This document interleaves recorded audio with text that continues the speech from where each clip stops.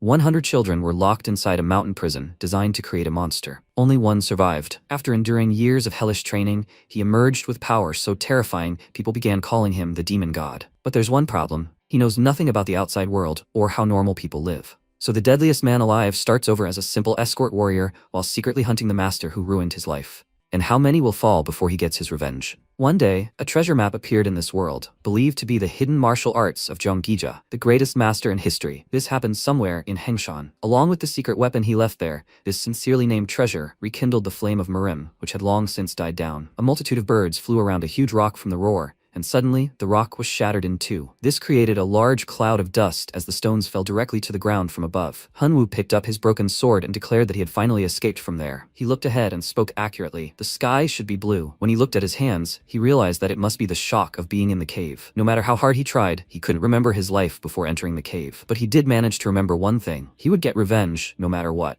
His first memory is of being 10 years old. He remembers Zhonggija, the same master who placed his hand on his chest and said they wouldn't understand or believe it. But in 10 years, they would save the world. Hundreds of descendants, 100 children, had been gathered by Zhonggija, and he was one of them. He still remembers his chilling gaze as he told them that they must listen to him. Tomorrow they would begin martial arts training, so they should get plenty of rest. He felt no fear then, perhaps because he was an orphan. Zhonggija told anyone who tried to escape to know that he had sealed the exit. It would be terrible if anyone tried to stop them here, wouldn't it? After that, the martial arts training began, and everything, including sleep and nutrition, was carried out under strict control. They couldn't do anything on their own. The first art they learned was breathing. The art of three energies, which was embodied by the power of the heavens of the earth, was the embodiment of humankind. After this, they learned sword fighting, the art of the three energies of the sword, and how to move their bodies through space. The spell, 3 Energy Dash. In other words, under Zhonggija's guidance, they even learned how to walk properly. About 3 years later, he gathered them again and informed them that the arts he taught them could achieve the divine level in the world of martial arts. Over the next 7 years, each of them would complete their training in this art. Each of them would open this door and enter inside. To prevent the catastrophe that threatens the world, they must train. And they must train without restraint. After some time, when he released them, they dispersed everywhere, and Hyunwoo realized that he was now certain that the reason they had to survive in this hell was all because of Zhonggija. As he said, they trained relentlessly inside the cave, and the fog that filled it was actually concentrated energy. Thanks to this, their skills grew day by day, but the energy became so dense that reality itself began to distort. They saw dark energy around them, and looked at each other questioningly. They didn't understand what kind of creature it was, but suddenly the monster began to crawl out and opened its mouth with a sharp tongue. The monsters pounced, and that very day the gates to hell opened. People decided to draw their swords, and every day was full of horrors. It was a struggle for survival. Although his art, taught to them by Zhonggija, began to improve significantly faster than when they were simply training in the foggy cave, no one except him survived. His comrade shouted his name, Hyunwoo, at the end, so that he would survive. Yes, that was his name. His name was Dan Hyunwoo. Sometime later he found himself in a cloud pavilion. The street was very crowded, as was the cafe. Hyunwoo entered the cafe and saw a girl there. She is the daughter of the Cho clan patriarch, Seloyoung. She immediately looked into his eyes and noticed him, after which she turned to Cho-in and asked her to look at the man. He carries a sword without a scabbard. This sword was cracked, and Cho-in noted that this sword looked quite unique. He is also the son of the Cho clan patriarch. At this moment, Hyunwoo ordered food, and the waiter wished him bon appétit. How long had it been since he had a proper meal? He took a bite of noodles and realized that everything seemed to simply melt in his mouth. Everyone liked the food in this cafe, and Seloyoung looked at him, not understanding why this man had captured her attention so much. When Hyunwoo finished eating, he told the waiter that it was very tasty, and he was glad that he liked it, after which he looked questioningly at Hyunwoo and said that he owed 5 points. Hyunwoo replied, "Money, right." He completely forgot about that. He said, "Right, he needs money." The waiter looked at him in bewilderment and asked, "Are they in trouble? If he ate, then he needs to pay." Hyunwoo replied that he had no money, and the waiter remarked that he was very straightforward. Then he should give him his sword. The protagonist said he couldn't give it up. He'd traded it for the life of his last friend. The waiter started yelling, so what did he mean? He hadn't intended to pay in the first place. Many people gathered around him, and at that moment, Cho-in shouted at Seloyoung when he saw her approach and pull out a bag of money, asking the waiter to go easy on him. She wanted to pay for it. Seloyoung smiled and looked at the waiter, who stood there in bewilderment, after which, Hyunwoo looked her in the eye and remained silent. He realized she paid for it, and it seemed something needed to be said in such a situation. Seloyoung realized that seeing him up close convinced her even more. His eyes looked like those of a child experiencing the big world for the first time. Hyunwoo opened his mouth, but remained silent and immediately walked away. Seloyoung looked after him in surprise and said she thought he was trying to tell her something. No one understood whether he had simply left without thanking her. Cho-in remarked that the tramp was ungrateful. Seloyoung said that he must have been truly broke, and Cho-in noted that wasn't all. He seemed to have no inner strength at all. Seloyoung noted that his sword was incredible and was stunned, realizing that anyone would know at a glance that it was the work of a master. But if he continued to walk around without a scabbard, he would definitely get into trouble. She had to go after him. She couldn't just leave him like that. He really needed a scabbard. Hyunwoo, who had left the room, realized that since she had paid for it, he should have thanked her. After some time, many people gathered in the Cloud Pavilion. It was a meeting to discuss the influence of the Murim Alliance, which was truly impressive. Seloyong mentioned that the entire room was packed with Alliance warriors.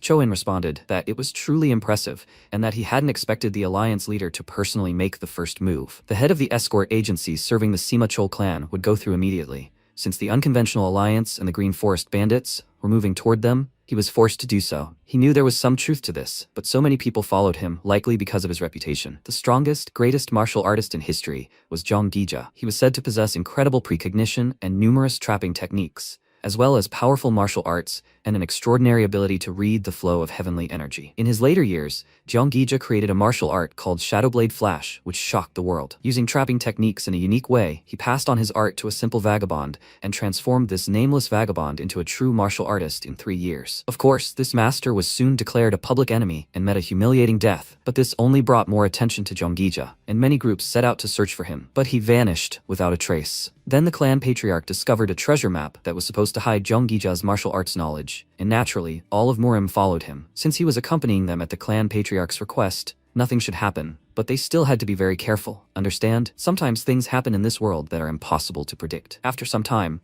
Choin turned to his sister and said, "Is she going after this vagabond?" He was against it. He had no connection to them and knew no improper manners. She would waste her kindness on him. Seloyang tried to object, and at that moment, Sima Chol agreed. After all, breaking away from the group would be too dangerous, and besides, the alliance leader was supposed to be here soon, right? Seloyang looked down sadly and said she would follow their advice. Meanwhile, Hyunwoo was among the ordinary people on the street and approached a market where a vendor was quoting the price of his goods. The customer was demanding a discount. Loud music was playing and people were dancing. Hyunwoo looked around and remarked on how peaceful it was here. He noticed a loving mother and her son who was thanking his mother for her purchase. He was very surprised by this, and he remembered his past when his friend told him that they must get out of here no matter what, and that outside they would be able to do things they never could before. He asked him to promise him one thing. If he gets out, he should go to his house and tell his father everything. His friend was a guy named Aksegi, and the protagonist replied that he would tell him himself. He laughed and replied that yes, he would tell him himself, and that his friend should not die. And yes, they would definitely survive. When the battle began, Aksegi fell under the influence of the monster and shouted at Hyunwoo to watch out. He noticed the creature, but before he could move,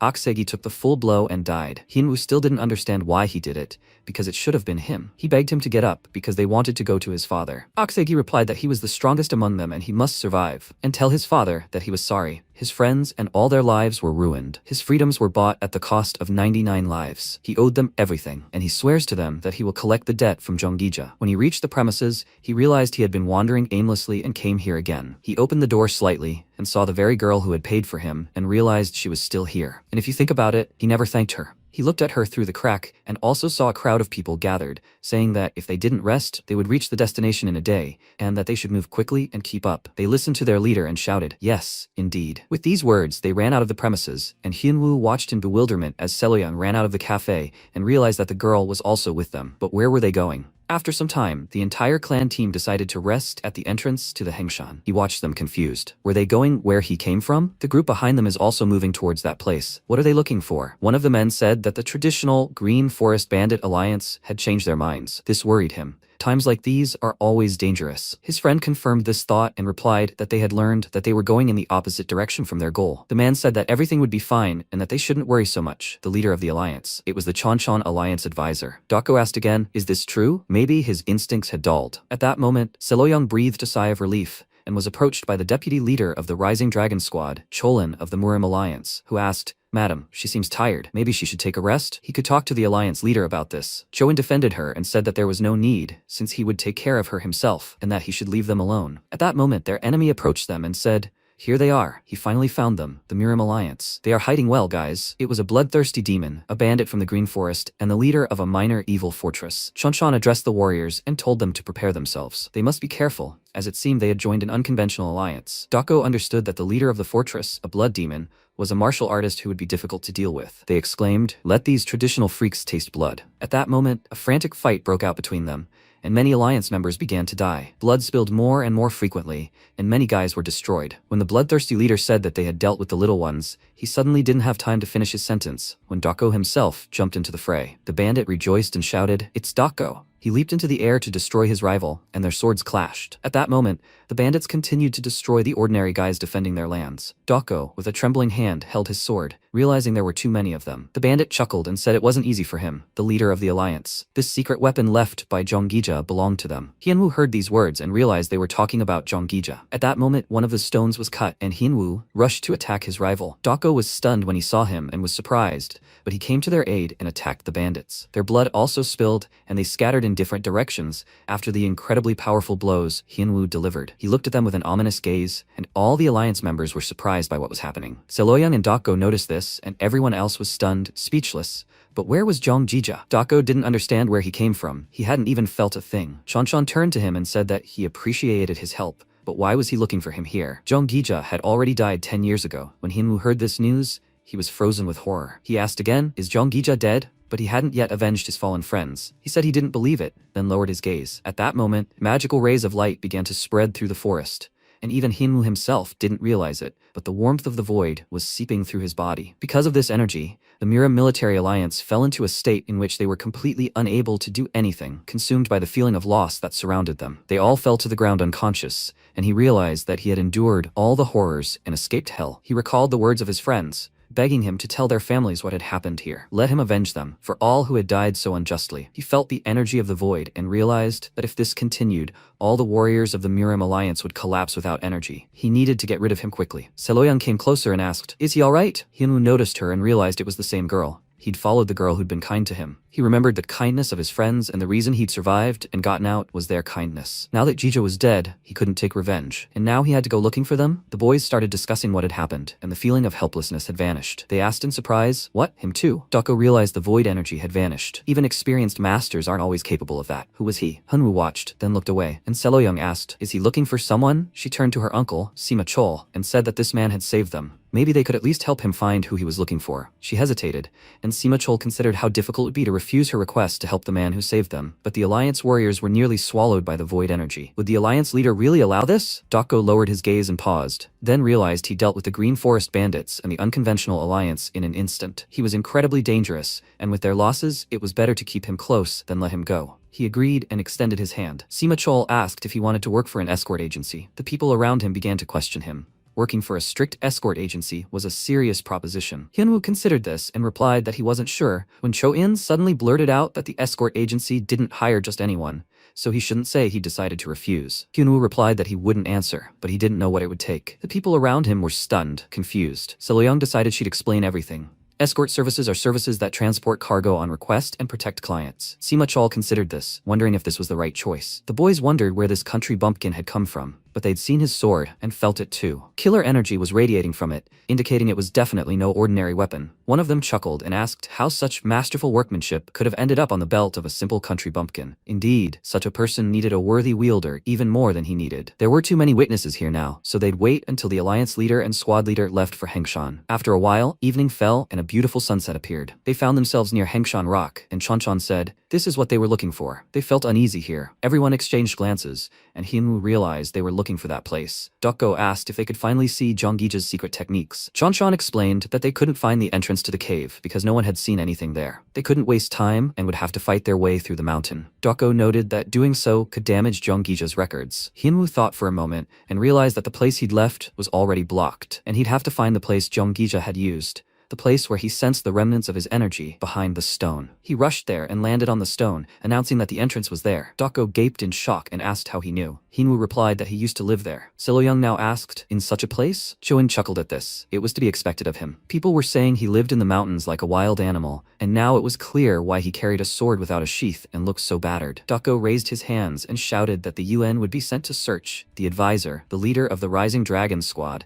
and everyone else would stand guard. The subordinate answered, "Yes, indeed," and Dako said that he was in his debt again, thanking him for that. Hienwoo replied that there was nothing inside. The only thing left were the memories of death. He looked inside and felt a dark magical power. Doko felt himself look even sadder than before, or was it just his imagination? He touched his shoulder and asked him to leave it to them. He didn't have to participate. Doko decided to go there with Chanchan, who rushed inside. Hyunwoo thought that Jungija was already frozen, so it didn't concern him. At that moment, Siloyeon ran up to him and asked if he really lived here. She smiled and looked at him, and Hyunwoo looked her in the eye, when suddenly two guys got ahead of her and she screamed angrily, "What are they doing?" They replied that there was no guarantee he wasn't a bandit spy. Siloyeon asked what he was talking about. He was saving them from them. Choen asked again, "Is she sure about that? What if this was just an act to lull them into a false sense of security?" The guy was saying that if he was truly innocent, he wouldn't mind handing over his sword. The guy realized that up close, everything became even clearer. The sword looked old and worn, but he had never seen such deadly energy flowing from it. Hyunwoo grabbed the sword and asked if he wanted him to hand it over. The guy smiled and said that he should give it here. He replied that a deceased friend had entrusted him with this sword,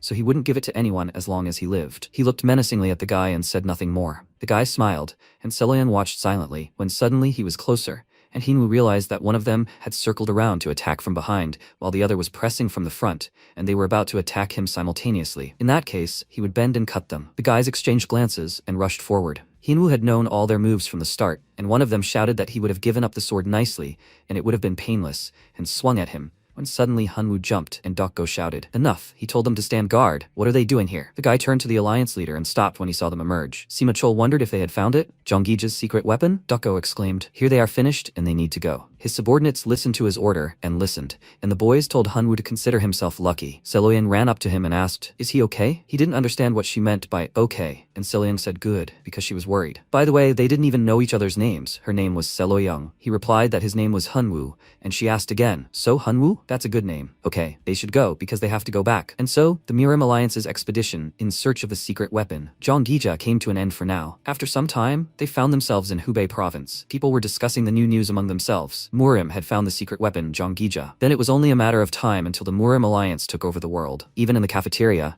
the boys were discussing what kind of weapon it was. But how could they know? The Alliance had immediately hidden it. The endless rumors about the Murim Alliance spread further and further. Meanwhile, at the Murim Alliance headquarters, Dukko got angry and slammed his fist on the table, shouting that this was simply ridiculous. No one would believe them even if they bluntly said there was no secret weapon of Jonggija. It was a meeting of elders, and one of them asked, "Do you think this is the end of it, Alliance leader?" The rumors had already reached Wuhan and filled all of Hubei. All they found in the cave was this wooden box, apparently left there by Jonggija, and inside it was a letter. Chanchan asked, "What did it even say? A blood demon?" He wrote that the blood demon would plunge the entire martial arts world into chaos, and to prevent this, he took on hundreds of disciples. They would teach them how to use their power to stop the blood demon. To control these masters, the yin-yang parasite contained in this box was necessary. The blood demon would not achieve its goal this way. They opened the box and felt the energy emanating from it. It's surprising that no one had ever heard of the yin-yang parasite before, and there was no trace of the hundreds of disciples mentioned in the letter in the cave. How could anyone believe something like that? The elder asked if he meant the letter was just the ravings of a madman. He replied that he didn't think so, but rather that some unknown force was behind it. Chanchan asked if he had reason to be suspicious of the Alliance leader. Firstly, he had a feeling that the Green Forest Bandits' true goal wasn't to use Gija's secret weapon, but to attack the Murim Alliance. And when he returned, they found no trace, and the fact that such a huge number of corpses had simply disappeared was proof. Rumors are also circulating in the market, growing like a snowball. This all looks like a deliberate attempt to draw the attention of the martial arts world to the Murim Alliance. But who could do such a thing? For starters, the clan patriarch who gave them the map should be under suspicion. However, the clan patriarch is unlikely to be such a person. But there could be a spy within the clan, and given the seriousness of the situation, they needed to find a suitable person to monitor the Cho clan. Even if the clan wasn't behind this, there was a possibility that a traitor was using them. Sometime later, the escort clan returned to the Cho clan's estate. They returned safe and sound, and Hyunwoo realized that this girl lived there. It was a large house. Sima Chol said he had to meet the patriarch, so he should take him with him to the escort agency. Hyunwoo overheard this, and Selyang said she wanted to give him the scabbard on the way, so let him go. He realized that people from the outside world were surprisingly obsessed with scabbards. She said that, although no scabbard could contain the lethal energy of this sword, it emanated incredible power, and it shattered, and he said that, as he thought, this sword didn't need a scabbard. She apologized. She shouldn't have said she could make this scabbard. He was surprised that she was apologizing, and remembered the words of his friend, who had also apologized to him, and he had said the same thing back then. After all, he was the one dying, so why was he apologizing? What exactly do people apologize for? He told Seloyan to never apologize to him again, because he didn't want to hear those words anymore. She was dumbfounded and replied that she understood everything, when suddenly Sima Chol shouted at him to come here right now. He immediately walked away from Silian, and she didn't understand. Had she said something wrong? They arrived at the escort agency, and Sima Chol shouted at him to be careful and make sure nothing fell. He simply looked like a loader, a worker who carries things for the escort agency. He turned to his friend and shouted that he had a new loader here for him to take care of his training. The muscular man turned around and asked again, "So he's a newbie? Everything will be done, boss. Let him rely on him." Sima Chol realized this guy was being rude. Nothing bad could happen, right? He turned to Hyunwoo and wished him well in his studies. Hyunwoo didn't respond, and Sima Chol also wished him luck and waved. Chonggil smiled and said, "The boss himself may have brought him here, but he doesn't make exceptions. Every newbie deserves a lesson." What does he think about that? The other loaders weren't surprised by these words, as the head loader had resumed his work. He asked his name. Hyunwoo gave his name, and Chonggil asked again, "Why is he so brazen?" Hyunwoo replied that he saw his short arms and legs, and what a ridiculous build. Chonggil started yelling at him. What did he just say? Did he really want to die on his first day? Hyunwoo was surprised and confused. Is this a strong, hostile person? Should he stab him? Chonggil got angry when he realized he had a sword and shouted, "Where did he get the idea that a loader can carry swords? Let him give it here." Hyunwoo replied that he couldn't give it up, and a serious feud developed between them. Chonggil didn't understand what was happening to him. Seeing him smelled like death, he abruptly turned away and said that it was already late today and that they would end it there. Hyunwoo realized how many people wanted that sword, and the people around him were commenting on how Chonggil always acted tough, but he was scared of the newbie, and that served him right. Chonggil heard these words and turned around angrily, shouting, "Why are they staring? Isn't it time for them to go to bed?" The guys were frightened by his reaction and said that it was time to go, so they were getting ready. They had worked hard today and should go to bed. Hyunwoo looked around and Chonggil told him to follow him, because their dorm was there. He knew that if it weren't for the sword, he would have killed him with one blow and would definitely take revenge for this humiliation. The boys slept side by side in the dorm, and Chonggil rose abruptly, realizing he should have fallen asleep by now. Suddenly, he received a blow to the cheek as a column appeared in front of him, and he wondered where it came from. It turned out to be Hyunwoo's leg, and Chonggil screamed, "Why isn't he asleep?" Hyunwoo's eyes were closed, and he realized he was sleeping standing up. Then, he suddenly grabbed his sword, and Hyunwoo woke up. Chonggil instinctively froze, only for a moment, but in that moment, he felt true terror. Hyunwoo abruptly snatched the sword from his hands and struck him. He was like a herbivore facing a predator. Chonggil couldn't believe it, but he saw his death. It was just a misunderstanding, so let him spare him. After that, he fell to the floor, and Hyunwoo simply channeled his internal energy for self-defense, which is why he sleeps standing up. He always does this. But after spending so much time in the cave, he's gotten used to being constantly on guard, even during rest periods like lunch and naps. That's where the habit of sleeping standing, channeling his internal energy, came from. After some time, a new day dawned, and Hyunwoo woke up standing. He noticed Chonggil lying nearby and called him by name. Chonggil turned around abruptly and asked, "Is that him?" After that, he abruptly ran away in fright, and Hyunwoo didn't understand. His name was Chonggil, right? The guys around him started to get up because they had so much work to do. Hyunwoo asked again, "What kind of work is that?" When they went outside, they saw a lot of boxes that needed to be unpacked. Hyunwoo jumped up, broke them, and climbed to the very top, lining up the boxes one after another. So he just has to do it like this? It's not that hard. That's what a loader does. The guys crowded below didn't understand, but yes, something like that, and Hyunwoo asked if he should finish the rest. They shouted yes at him, but he should be careful. After this event, they discussed how some newcomer from some country would leave them without work if this continued. At that moment, Seloyong approached them and overheard their conversation. They asked, "Miss Seloyong, what brought her here?" She assumed they were going to lunch and thought she had come after all, because when she hears such words, she can't help but feel deeply hurt. What did he mean by not apologizing? She too is quite strange, and can't believe that curiosity about those words had kept her awake and led her to him. When their eyes met again, Seloyong greeted him and realized she had called him by his name without even realizing it. He replied that he had started working as a loader, and Seloyong asked again, "Is that so?" She hoped it wasn't too hard. What did he like or dislike about this? At that moment, she realized she hadn't wanted to ask, and he replied that he liked peace and didn't like it when it was disturbed, and he hated hearing apologies from friends. Seloyong realized he thought of her as a friend and replied, "Okay, she'll try not to tell him that." At that moment, Cholin rode up to them on horseback and said, "What a coincidence. She's even more beautiful than their previous encounters, Lady Seloyong." Seloyong asked again, "Warrior Cholin? Isn't he busy with business in Murim? What brought him here?" Cholin replied that he had just come here on a mission from the Murim Alliance. They decided that the Birch escort needed support now. Opposite the peace Hyunwoo desired stood the world of martial arts, ready to plunge into a bloody hurricane. 30 members of their Heavenly Guardian squad were wiped out, and a member of the squad apologized because they couldn't find the culprit. The Heavenly Guardian squad was powerful enough to easily deal with the Murim Alliance's Black Tortoise squad, but someone had wiped them out. Countless people were lifted into the air by magical powers, destroyed and bloodied. All of them, all defeated by just one person. So, Jonggija, so he created 100 such monsters? But even so, would they be able to stand against the Blood Demon himself? He would eagerly await this spectacle. The Alliance leader ordered a check of every person who was with the Murim Alliance, and they responded, yes indeed. He must find the monster who destroyed his Heavenly Guardian squad. A new day began, and Seloyong looked confidently ahead. Cholin thought about her, thinking that every time he saw her, his breath was taken away. But he didn't understand why this guy was always with Lady Seloyong. Hyunwoo stared ahead silently, and Cholin chuckled. He was a loader with a sword. It was simply ridiculous. He shouldn't be handling something he couldn't handle. Seloyang realized that the Dragon Ascension Squad had arrived as representatives of the Miram Alliance.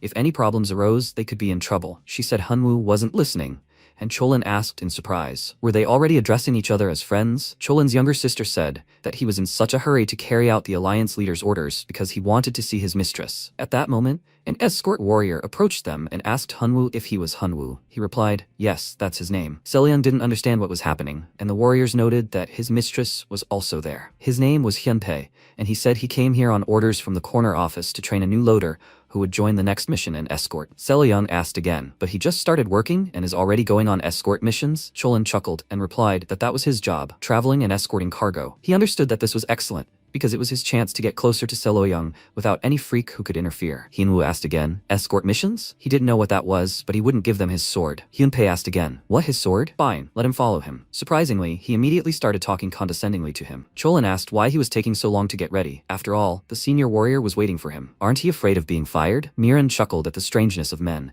even the deputy leader acting like a child. But this man, he didn't even flinch at these provocations. Maybe his sword is not really for show? Seloyang asked Hyunwoo, where was he going? Did he really get offended and leave? Apparently, there's nothing special about him. Hyunwoo said he'd go after him, and Seloyang asked again. He replied that he didn't want to get fired and would go after him. Seloyang called him by name again and watched him go, but Hyunwoo didn't turn around. Some time ago, Sima Chol said that Cheongil would train him as a loader, and he should make sure Hyunwoo didn't cause trouble during the escort. They also needed to get rid of him quickly, before he got too close to Seloyang. Hyunpei asked again, but why should the boss coddle him? He's an adult, after all. Sima Chol replied that he'd understand when he saw him. At that moment, Hyunpei considered ignoring his manner of speech, since he lived alone in the mountains, but a loader with a sword was pretty strange. He asked, so, he's learning fencing? Hyunwoo replied that it was the art of the 3-energy sword. Hyunpei realized he was training because he wanted to become a warrior in the escort agency, and said that the 3-energy sword is the basis of martial arts. But in the real world, many techniques work much better. He abruptly pulled out his sword. Hyunwoo tensed, after which, Hyunpei asked him to show him his 3-energy sword skills. Hyunwoo asked again, did he mean to say he was going to kill him? Hyunpei asked in surprise, what do you mean, kill? He just wanted to test his strength in a friendly duel. Hyunwoo didn't understand what that meant because he was stronger than him, and Hyunpei asked again, what? How could that be? He had trained all his life, and Hyunwoo had barely picked up a sword.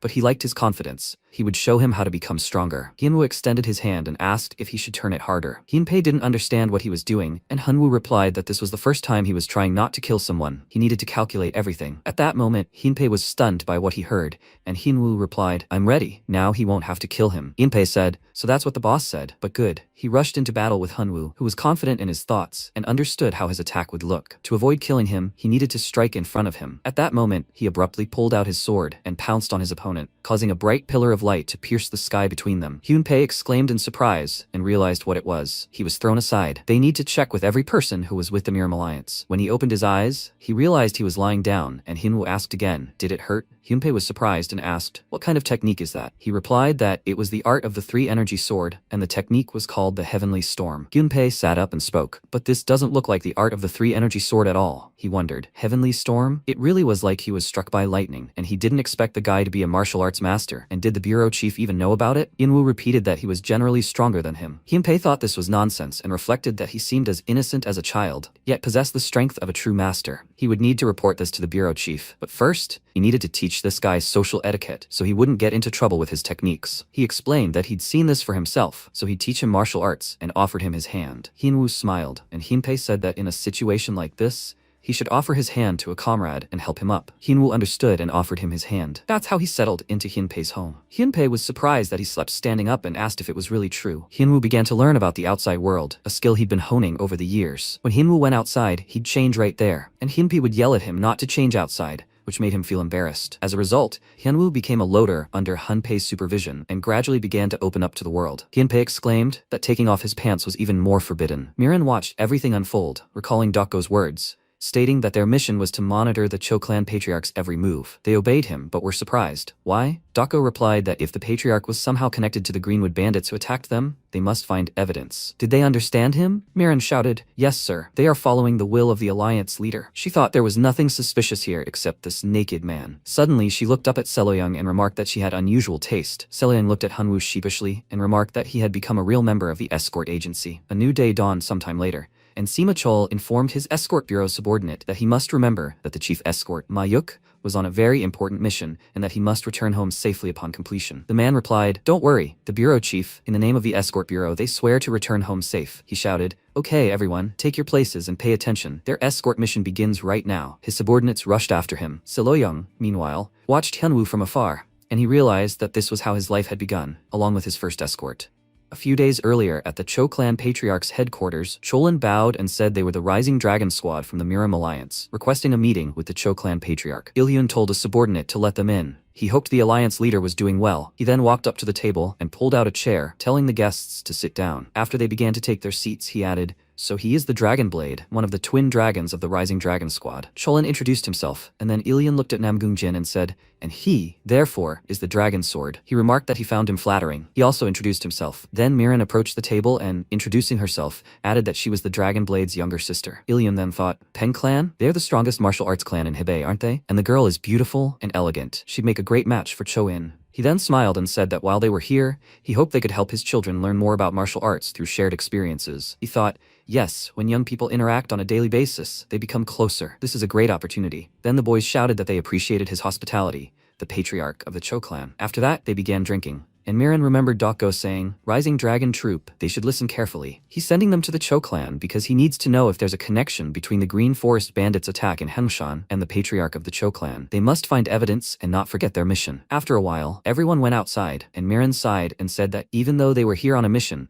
all he does is look at the patriarch's daughter. She'd been watching them for several days now, and she hadn't even glanced at him. She was only looking at that strange loader. Cholen, smiling, looked at her and told her not to worry about him. He'd heard he was going on an escort mission and would be gone for a couple of months. That would be enough time for him to win Soyoung's heart. Before leaving on their mission, they had a farewell dinner. The protagonist's entire attention was focused on the food in front of him. He tried a piece of meat and declared that there was nothing better than a cooked meal. For him, a cooked meal was the most exciting thing since leaving the cave. At that moment, Hyunpei sat before him and, smiling, said that he'd never seen anyone who treated a simple meal as an entire ritual. He should eat well. That would make the escort seem easier. After all, the ultimate destination of his travels was Sichuan. This is the homeland of the Tang clan, and this time the request came from one of the greatest clans in the martial arts world, the leaders of all the Tang clans of the Sichuan Tang clan. At that moment, the elders of the Sichuan Tang clan, Tang Hongwan and Tang Cholji, passed by. Hyunpei looked at them and said, "Moreover, in addition to the escort agency warriors, the Tang clan had selected and dispatched its own guards." It was difficult to say how valuable the cargo they were about to deliver was. As the protagonist continued eating, Hongwan, mounted on his horse, rode forward and, with a slight laugh, asked what that pleasant scent was. Irritably, with these words, he pointed his fingers at a butterfly flying past and then released a powerful energy,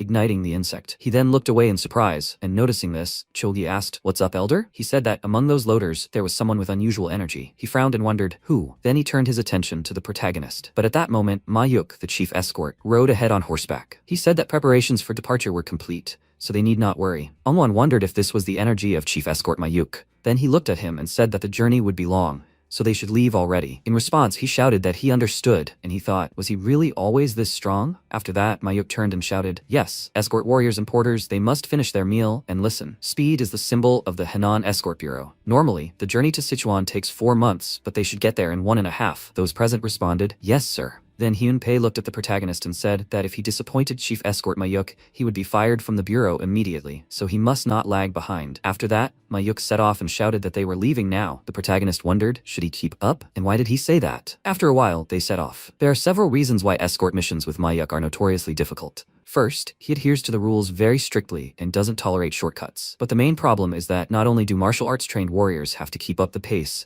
but the porters also have to run at the same speed as horses and carts. At that moment, Hyunpei ran next to the protagonist and said, "Hyunwoo, he should hold out a little longer. It's time to rest soon." But for Hyunwoo, the escort bureau's speed was no more difficult than a simple walk. After a while, the sun disappeared behind the horizon, and Mayuk, looking at Hyunpei, asked, "Are you awake?" The MC stood silently behind them, and Hyunpei awkwardly scratched the back of his head and said, "No, he just sleeps standing up." And so Hyunwoo and his escort reached Maopingding, a journey that usually takes 4 days. After a while, they set off again, and a few seconds later, Cheolgi stopped his horse and shouted, "Stop!" A spear flew straight at him. But Mayuk rode forward and with a sharp swing of his sword, cut the weapon in two. He turned and shouted, "Who the hell are they?" The man stepped forward and said that they should be asking. He smiled, slung the weapon over his shoulder, and shouted, "Since they're the ones who've entered the Green Forest Bandits' territory, they should drop their loads and flee if they value their lives." Looking at them, Hongwan said, "They're just Green Forest bandits, no need to worry, they'll just watch for now." Cholgi looked at him and replied, "Okay, elder." Meanwhile, Hyunpei looked at the protagonist and said that they'll leave if they're paid. He shouldn't worry, Hyunwoo. He thought, are the Green Forest bandits the same as last time? Mayuk then tossed them a few coins on a rope and shouted, "Here's their payment. Now they must let them pass." But the man, with a sharp swing of his sword, cut the rope with the money in two and shouted that he didn't need his change. He wanted the cargo they were carrying. They must drop it and run. He then kicked off the ground and swung his sword. Hyunpei shouted, "Are they attacking them?" And then the protagonist said, "This idiot wants blood." Mayuk then held his weapon out in front of him, blocking the enemy's attack,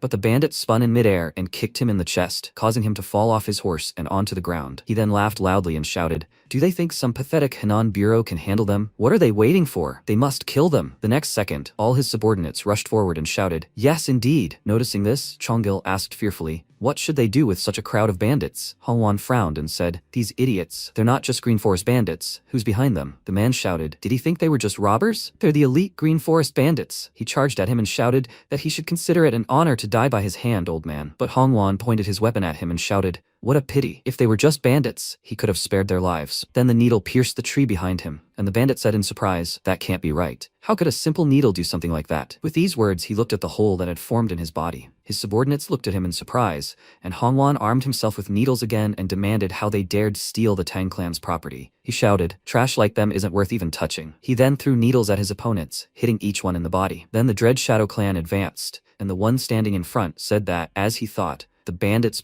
strength would not be enough. Since Elder Hongwan of the Sichuan Tang clan had decided to personally intervene, they could no longer hold back. This was the order of the Dread Shadow clan's leader: leave no one alive. At that moment, Hongwan, looking at Cholgi, told them to prepare. This enemy was even more serious. He replied that he understood. He added that even if every member of the escort bureau perished, they were obliged to deliver the cargo to the Sichuan Tang clan. They were the elite, personally chosen by him. No matter what happened, they must protect the cargo and deliver it. The next second, their opponents charged, one of them ordering them to kill them all. A terrifying battle ensued, swords sparking in all directions, with MC standing at the epicenter. People all around shouted, "Don't break formation." The next second, one of the loaders was wounded, and Ma Yuk, gritting his teeth, thought that their accompanying warriors were no match for them. They were true martial artists. The Sichuan Tang clan seemed stronger, but they weren't planning on defending. The next second, the attacker wounded Hyunpei, and the protagonist noticed. The warrior kicked off the ground and prepared for another attack on Hyunpei. At that moment, the protagonist remembered how he smiled and asked, "If it's so delicious, wouldn't he like to share?" He then concentrated energy in his sword and swung it sharply, releasing a powerful electrical energy. Hyunpei turned around in confusion, and the other warriors wondered what that explosion was. Did lightning strike? Then Hyunpei cried out in surprise, "Hyunwoo, did he use his heavenly storm? Hurry, he must help the others." He asked in response, "Why?" He only saved him because he was helping him. And Hyunpei shouted indignantly, "What do you mean, why? They're all part of the escort mission." He's begging. At that moment, one of the enemy's swords pierced Mayuk's body,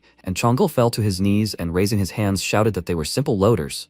They didn't have any energy for fighting. At that moment, MC sighed and said he didn't understand what he was talking about. But if he was asking, then fine. With that, he frowned and abruptly charged. The battle continued, and one of the warriors shouted, "Such cheap tricks won't work against them, Hongwan. It's not too late. They must surrender and leave the cargo. After that, they must flee if they want to live." The next second, the protagonist appeared behind the warrior, and Hongwan wondered in surprise what had slipped past him. Only Hongwan could barely catch his movements. After that, the protagonist said, "That's enough." A powerful electrical energy exploded around him, and he turned to look at it. Meanwhile, Umanhyo looked up at the sky and asked, "Was the entire Dread Shadow clan wiped out?" He was sure that would be enough to deal with the escort agency, and that old man from the Tang clan, right? She was the leader of the Dread Shadow clan from the Uman clan. With that, she adjusted a strand of her hair, and Yonsa stood behind her, asking for forgiveness. It seemed there was a martial artist among them, one that hadn't been reported. They would find out who it was and return, but she said no need, she would go herself. He shouted in surprise, "She's going herself?" And she smiled, and placing her hand on her chest replied, "Ah, yes, she wants to see that master in person." Although the Uman clan isn't among the 5 great clans, it's in no way inferior to them. They control a third of the world's trade and spread their influence through their considerable financial power. Secretly, the Uman clan received information from the Sichuan Tang clan through their spies. Uman Huang approached the railing and asked, "Have they discovered what they're hiding?" A subordinate stood behind him and said,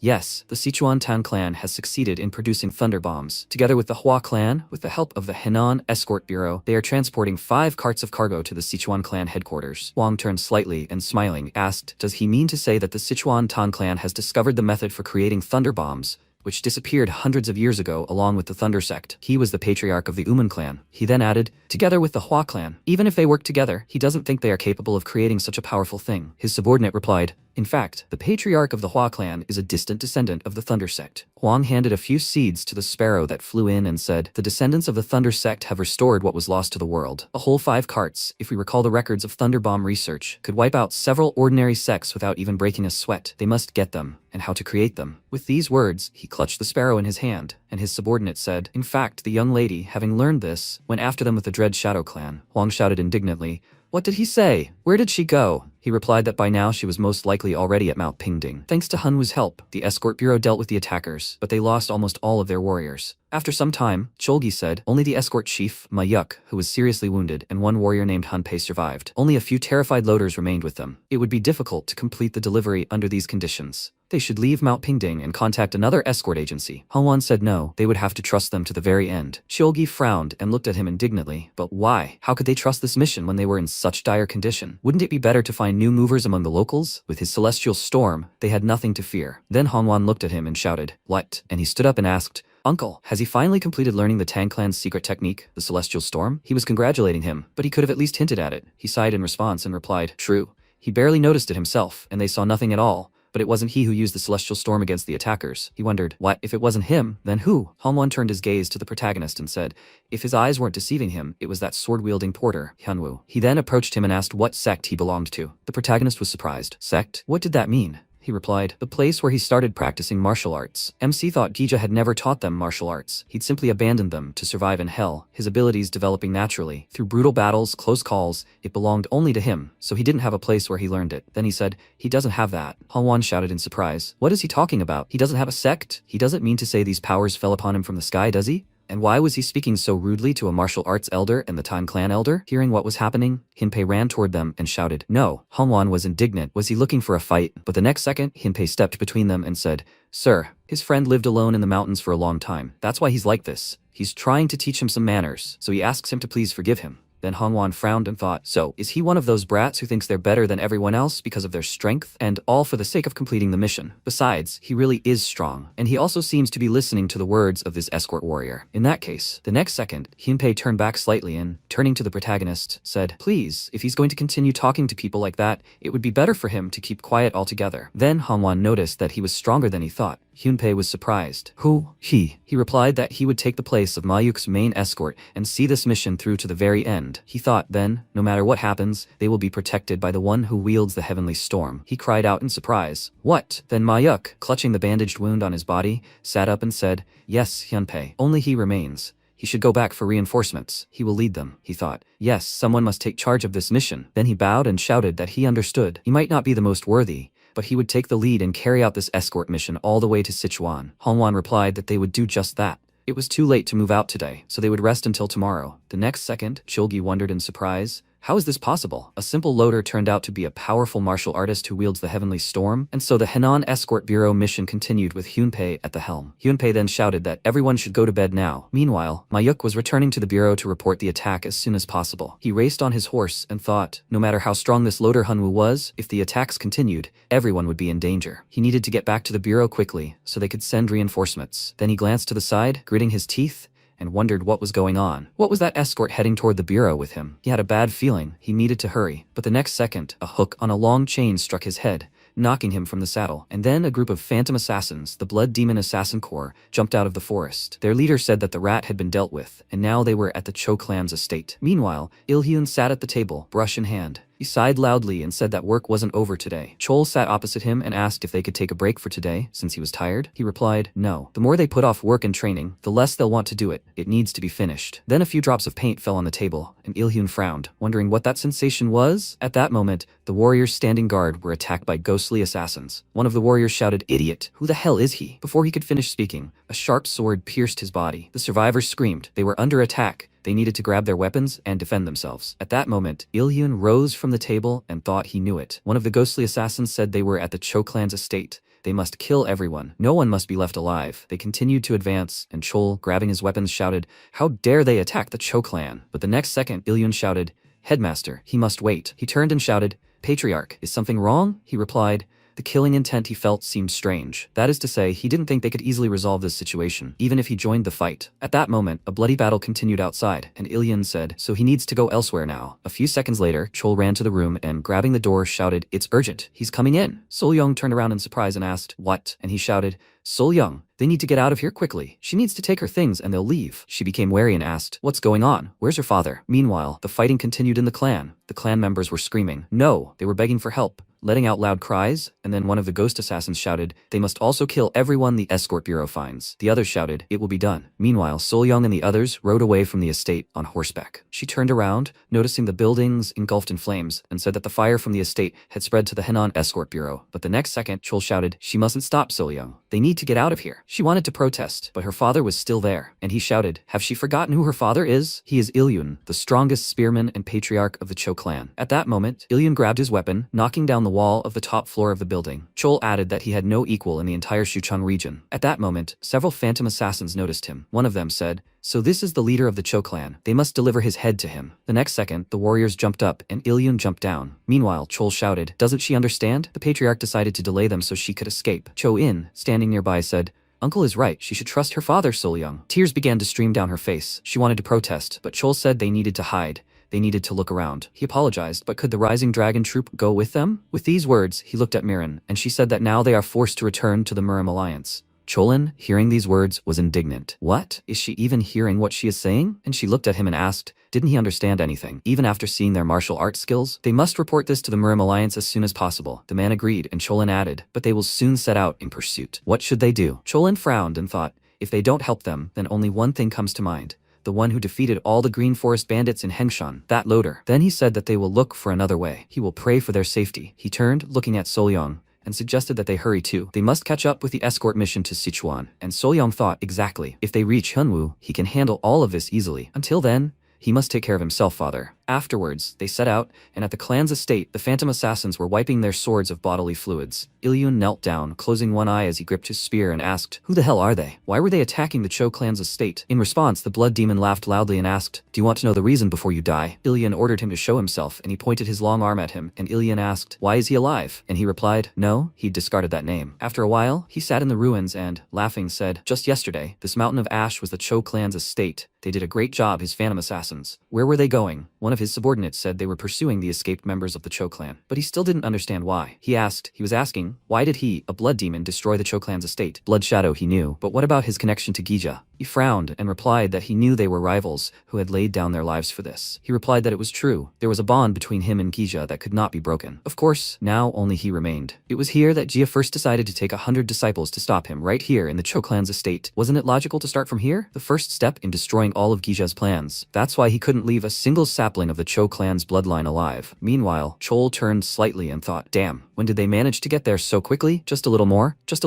and they would reach the escort mission. Cho-in moved swiftly forward while the dark aura approached him from behind. Chol shouted, Cho-in, they're already here. He can't fall behind. He shouted that he would definitely catch up, but the most important thing was to protect Selyang, and she was surprised. What was he talking about? No, she wouldn't allow it. At this rate, it was because of her that they were going to die. Before she could finish speaking, a sharp sickle pierced Cho-in's chest, and Chol called out to him in alarm as Cho-in was pulled from his horse. Selyang, tears in her eyes, tried to call out to him. She screamed, no, but the ghostly assassins continued to run forward. One of them approached Sol-young and swinging his weapon, shouted, gotcha! She jerked to the side, causing her horse to fall to the ground with her. Chol reached out to her and called out to her. A tear trickled down his face, and he thought he simply wanted to protect her. And Sol-young thought, since they had caught up even here, did that mean her father was dead? No, not if Cho-in and her father were both dead. Then one of the phantom assassins said he couldn't believe they forced him to pursue them so far. He could only praise their escape skills. With these words, he pointed his weapon, full of energy, at Sol-young, then swung it back, adding that there was nowhere else to run. At that moment, Sol frowned, continuing to cry loudly. She thought, I don't want to die, someone. She began to cry for help. The next second, a powerful electric attack flew past, destroying the attacker's sword. She looked ahead in surprise and asked, Hian-woo? He stood before her, frowning at the enemy, and said he heard her call. Not long before, the escorts continued on their way, and the protagonist walked in formation, and then heard Sol-young's voice, pleading for salvation. Ginpei, noticing his changed face, asked, what happened, Hian-woo? He said he'd be back soon, and he shouted in surprise, back? Where was he going? But the next second, he was already gone, and Himpyo continued calling for him. MC resolutely rushed forward and thought he definitely heard her calling him. At that moment, the phantom assassin swung his sword and said, farewell, last member of the Cho clan. Sol-young begged for salvation salvation, and the protagonist unleashed an electric attack. The attacker was surprised. What? His sword broke. The other phantom assassins were surprised. Who the hell is this? Then Chol said, Hinwoo, please, he must take care of Solyung for him. She looked at him with tears in her eyes and said, Uncle. He said that's all he asks. At that moment, one of the phantom assassins shouted, I don't care who he is. One body more, one less, kill him. They charged, and at that moment, the protagonist placed his hand on Solyung and released energy. She was surprised what was happening. The moment his hand touched her head, all the fear and fatigue accumulated in her body began to melt away like snow. Then the protagonist told her to wipe away her tears. It would all be over soon. At that moment, the attackers were already behind him, but he abruptly turned and began attacking everyone in his path. The assassins were surprised. What kind of martial art was this? He had never seen anything like it. Lightning pulses flew in all directions, and Solyung watched in amazement and thought, almost 24 assassins instantly turned to ash. If she had such power, could she protect her clan? At that moment, the protagonist sheathed his sword. After a while, Solyung placed her hands on the ground and said that she would return soon. She promised she would bury them in a more suitable place. She looked down and asked, Hinwoo, what should she do? How could she live alone without her father and brother? He thought, alone. He too had survived hell alone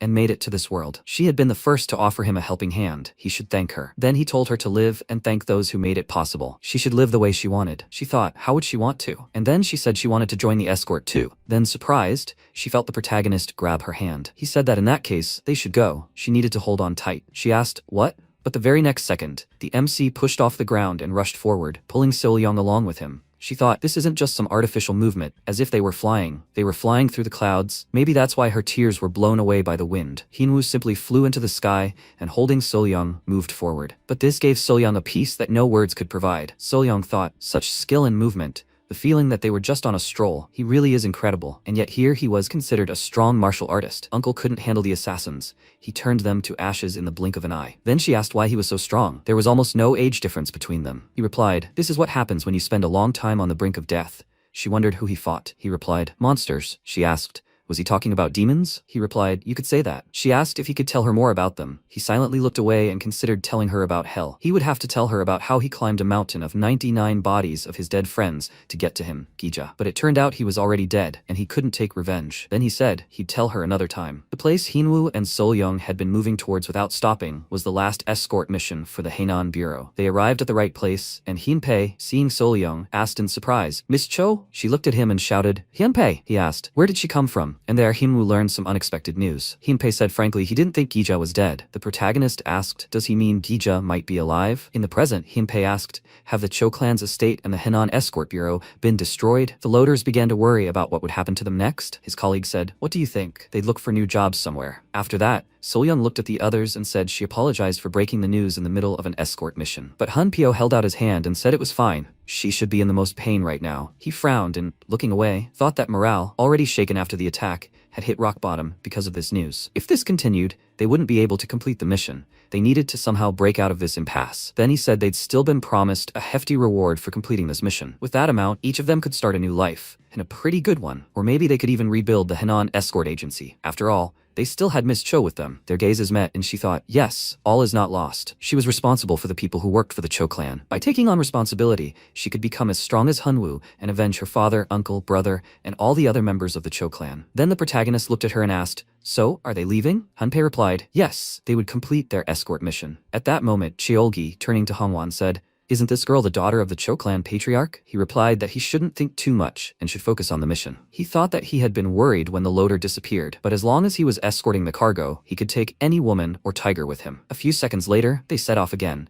and Seolyung, running forward, thought that Hinwoo had said he had been fighting monsters somewhere for a long time. She had never heard of such a place. What had happened to him? Then she ran up to him and calling him, asked if he would tell her more about what they had discussed. He asked, is Gija really dead? She replied, something like that. So people say he died 10 years ago. He said, I see. He thought, so does that mean he can't take revenge after all? At that moment, Hyunpei said, to be honest, he doesn't think he's dead. They looked at him in surprise, and the MC asked, he means Gija might still be alive? He replied, something about the death reports doesn't add up. Rumors usually have a single source, but not here. And people believe in his death as if there was proof, as if someone had shouted it out to the entire Jianghu martial arts world, so everyone would believe Gija was dead. Seolyung was surprised, but who could have spread such a rumor, and why? He replied that he couldn't be sure, but most likely it was done to hide from the public eye, and that Gija himself had started the rumor. She was surprised. He means he convinced everyone of his death himself? The protagonist said, about 10 years ago. The next second, Hongwan raised his hand and ordered everyone to stop. Yeonsa stood in front of them with several other subordinates, and he said, I apologize for accidentally getting getting in the way. Hanwhan said, "It looks like a wheel has fallen off." Yeonsu replied, "Yeah, it happened so suddenly. It looks like it can't be fixed, and they'll have to abandon the carriage." He apologized, but would they agree to take their young mistress with them? Hanwhan frowned and thought, judging by the markings on the carriage, they were from the Uman clan. Given the attack, one would assume that information about the cargo had already leaked out, and he was supposed to believe that an Uman carriage had accidentally ended up in their path. Then he said he apologized. Nothing would come of it, but the very next second, Hyo emerged from the carriage and, adjusting a strand of hair, said that she was late for the introduction. Her name was Hyo. She was the daughter of the Uman patriarch. The boys looked at her in surprise, admiring her and saying, "Oh my god, this is that incomparable beauty. Could anyone be so beautiful?" MC thought, "So noisy." Then Hyo took a few steps forward and then jumped into the air. The moment Hyo showed up to the escort mission, everyone's jaws dropped, as if they'd been enchanted. So much so that all they could think of was beauty conquering kingdoms. For a moment, even Hanwhan couldn't focus on anything but her beauty. Meanwhile, Hyo settled onto the cart with the cargo, landing softly as a butterfly. Solyong looked at her and said, "But let someone sit on the cart with the mission's cargo." Hyo said that was definitely forbidden. And then Hanwhan blushed with embarrassment and said that, since her carriage was broken, she could go with them, but only as far as the nearest village. Hyo looked at him in surprise and thought, "What? She even bewitched him?" Then Hyo smiled and, thanking them, asked them to take care of her along the way. The delighted men agreed. Hyo thought, "Is it the same with them?" Then Hanwhan said, "This is a cart. This one is carrying cargo. Why doesn't she move closer?" Hyo said no, she's being helped, so she'll stay with the cargo. Hanwhan frowned, looked at the protagonist and thought, well, as long as the loader protects the cart, the cargo should be safe. Then he rode forward and said they were on their way. The next second, Hyo used a whispering technique and conveyed that it was good that the old man had agreed so easily, but just in case, from now on, they would communicate using the purest whispering technique. Yeonsu replied, "Understood." She added after checking, it was clear there was only one warrior and 30 loaders here. And how could she not notice? She doesn't see any martial artists here, except for that old man Hanwhan. Hyo wondered if, with such a weak guard, they were transporting 5 carts loaded with thunder bombs. Thunder bombs and heavenly lightning were explosive substances created by Thunder Sect. The bombs were so powerful that they could wipe out several sects without a trace. With this pair of explosive devices, Thunder Sect's influence grew with each passing day. But ironically, it was these very weapons that led to the sect's destruction. After which, Thunder Sect disappeared for hundreds of years. So where did the method for creating thunder bombs come from again? Hyo thought that the Dread Shadow clan had been completely destroyed. She thought they used thunder bombs, but there was no evidence of this. Then, who could have stopped or even completely destroyed the Dread Shadow clan? With these thoughts, she turned her gaze to the protagonist and thought, from his clothes, it was clear that he was a loader. But why did he have a sword? He doesn't look like a martial artist. There's nothing special about him. So why does he attract her attention? She frowned, continuing to stare at him, and then was surprised. Wait a minute. He hasn't looked at her even once since the beginning. How is that possible with her beauty? Are there really men in this world who aren't interested in Hyo? Impossible. Then she said, "Hey, Mr. Loader." Hinwoo looked at her because he was the only loader nearby. But as soon as she saw Hanwoo's eyes, she immediately froze in shock because she had never seen such a look in her life. A complete lack of interest. She frowned and thought, is this what humiliation feels like? She immediately wanted to smash his stupid head in. Well, what's his name, Hanwoo? One way or another, she would make him kneel before her. After a while, Hyunpa shouted, "They will rest here tonight." The others replied, "Yes, sir." Everyone took their positions on the ground, and the protagonist remained standing near the bushes. Then Solyong approached him, holding a bowl in her hands, and thought, so he was here. She told him to have dinner, Hyunwoo. Here's meat soup. But the next second Hyo rushed past her. She stopped next to the protagonist's ear and said, "Hey, Mr. Loader, he should go into the forest with her for a minute. She will tell him anything he wants. Of course, if he can catch up with her." With these words, she abruptly rushed forward and thought, if the loader has a sword, then he is interested in martial arts. Should she lure him to the Umun martial arts clan? He won't be disappointed with her movement skills, right? Then she said, if he is one of those, he will be justifiably surprised. The next second, he was right next to her face and she wondered in surprise, how did he end up right in front of her? The next second, Yeonsa shouted, "It's Lady Umun." After him, "Kumsa, Unsa." They ran after him and shouted, "Yes, sir." Then Solyong asked, "Hyunwoo?" At that moment, Hyo thought, even in the Umun clan, not everyone can master the art of movement, like an ordinary mover. She frowned and asked, "Who is he?" In response, the protagonist gave his name and said that he wanted to know where Jija was. She had to tell him quickly. His meat soup was getting cold. She said that she didn't know where Jija was either. What did that mean? After that, the protagonist turned around and said,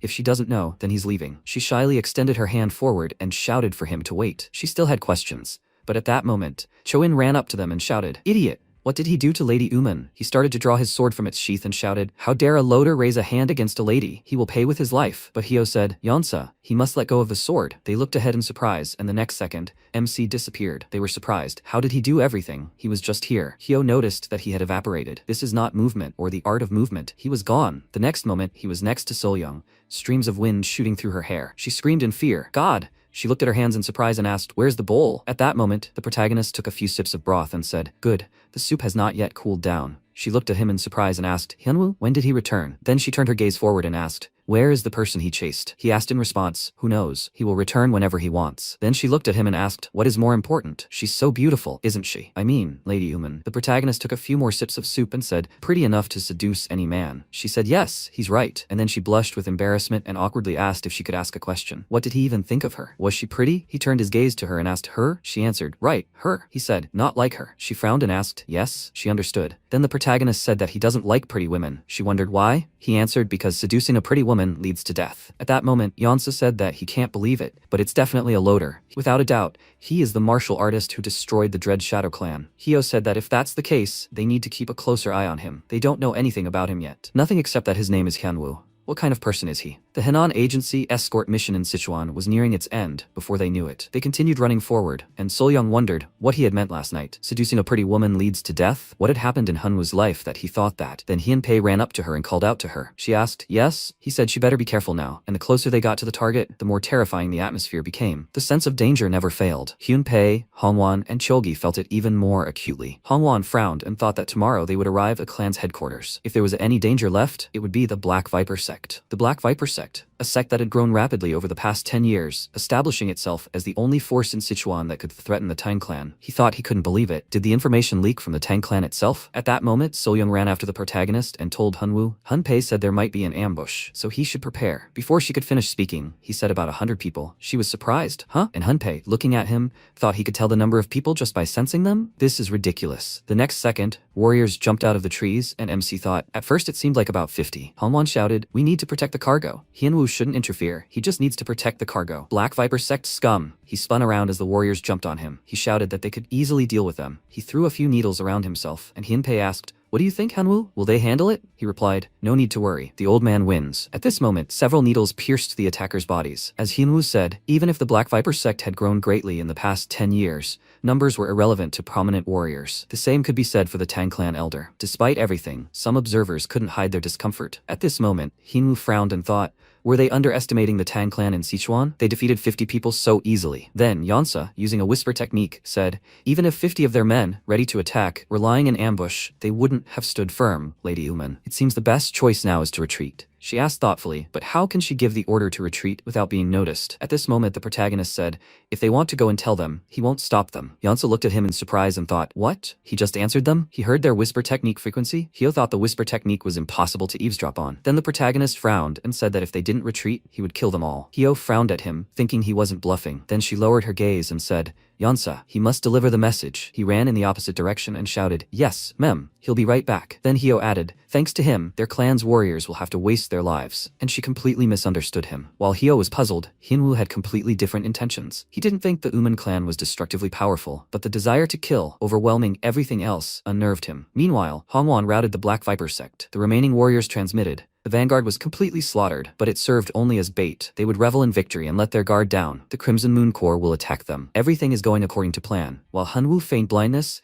the Uman clan's fighters were able to retreat safely. At that moment, Yonsa ran up to him, shouted, and conveyed Lady Uman's order. At that moment, MC thought 50 fighters have escaped, but the disgusting urge to kill is still growing stronger. After some time, Hyunpei suggested spending the night there. Then he sat down next to Sol-young and said, Mistress, Hyo said she'll pitch a tent behind the cart. Can they sleep together? She looked at him and replied, of course. It's hard for her to sleep alone. He said, however, that it's not necessary. She said, to be honest, she never really thought much about the Henan escort agency. It was always peaceful there. Nothing could go wrong. She thought delivering goods was very easy. But when she herself ended up on an escort mission, she realized that the entire escort agency could only rest easy thanks to the fighters at the back, who risked their lives to carry out the entire escort mission. So she, a member of the escort agency, would sleep with all of them. And she also thought that she would become the head of the escort agency, and not because she was the young mistress of the Cho clan. The next second, she looked away in surprise and asked, Hyunwoo, does he want to say something? And he came closer, and looking at her, said that working in an escort agency starts with standing in the back. She said, I see, and Hyunpei noticed that he was right. Then Sol-young smiled and said that in that case, they should teach her how to become the best fighter and porter. Hyunpei thought, Sol-young, she'll grow up before he knows it. The Crimson Moon Corps is a group of Black Viper sect assassins, raised with great difficulty. Their distinctive qualities and specialization were ambushes, open attacks, and camouflage. Their ambushes are so frightening not only because they can become shadows from camouflage items,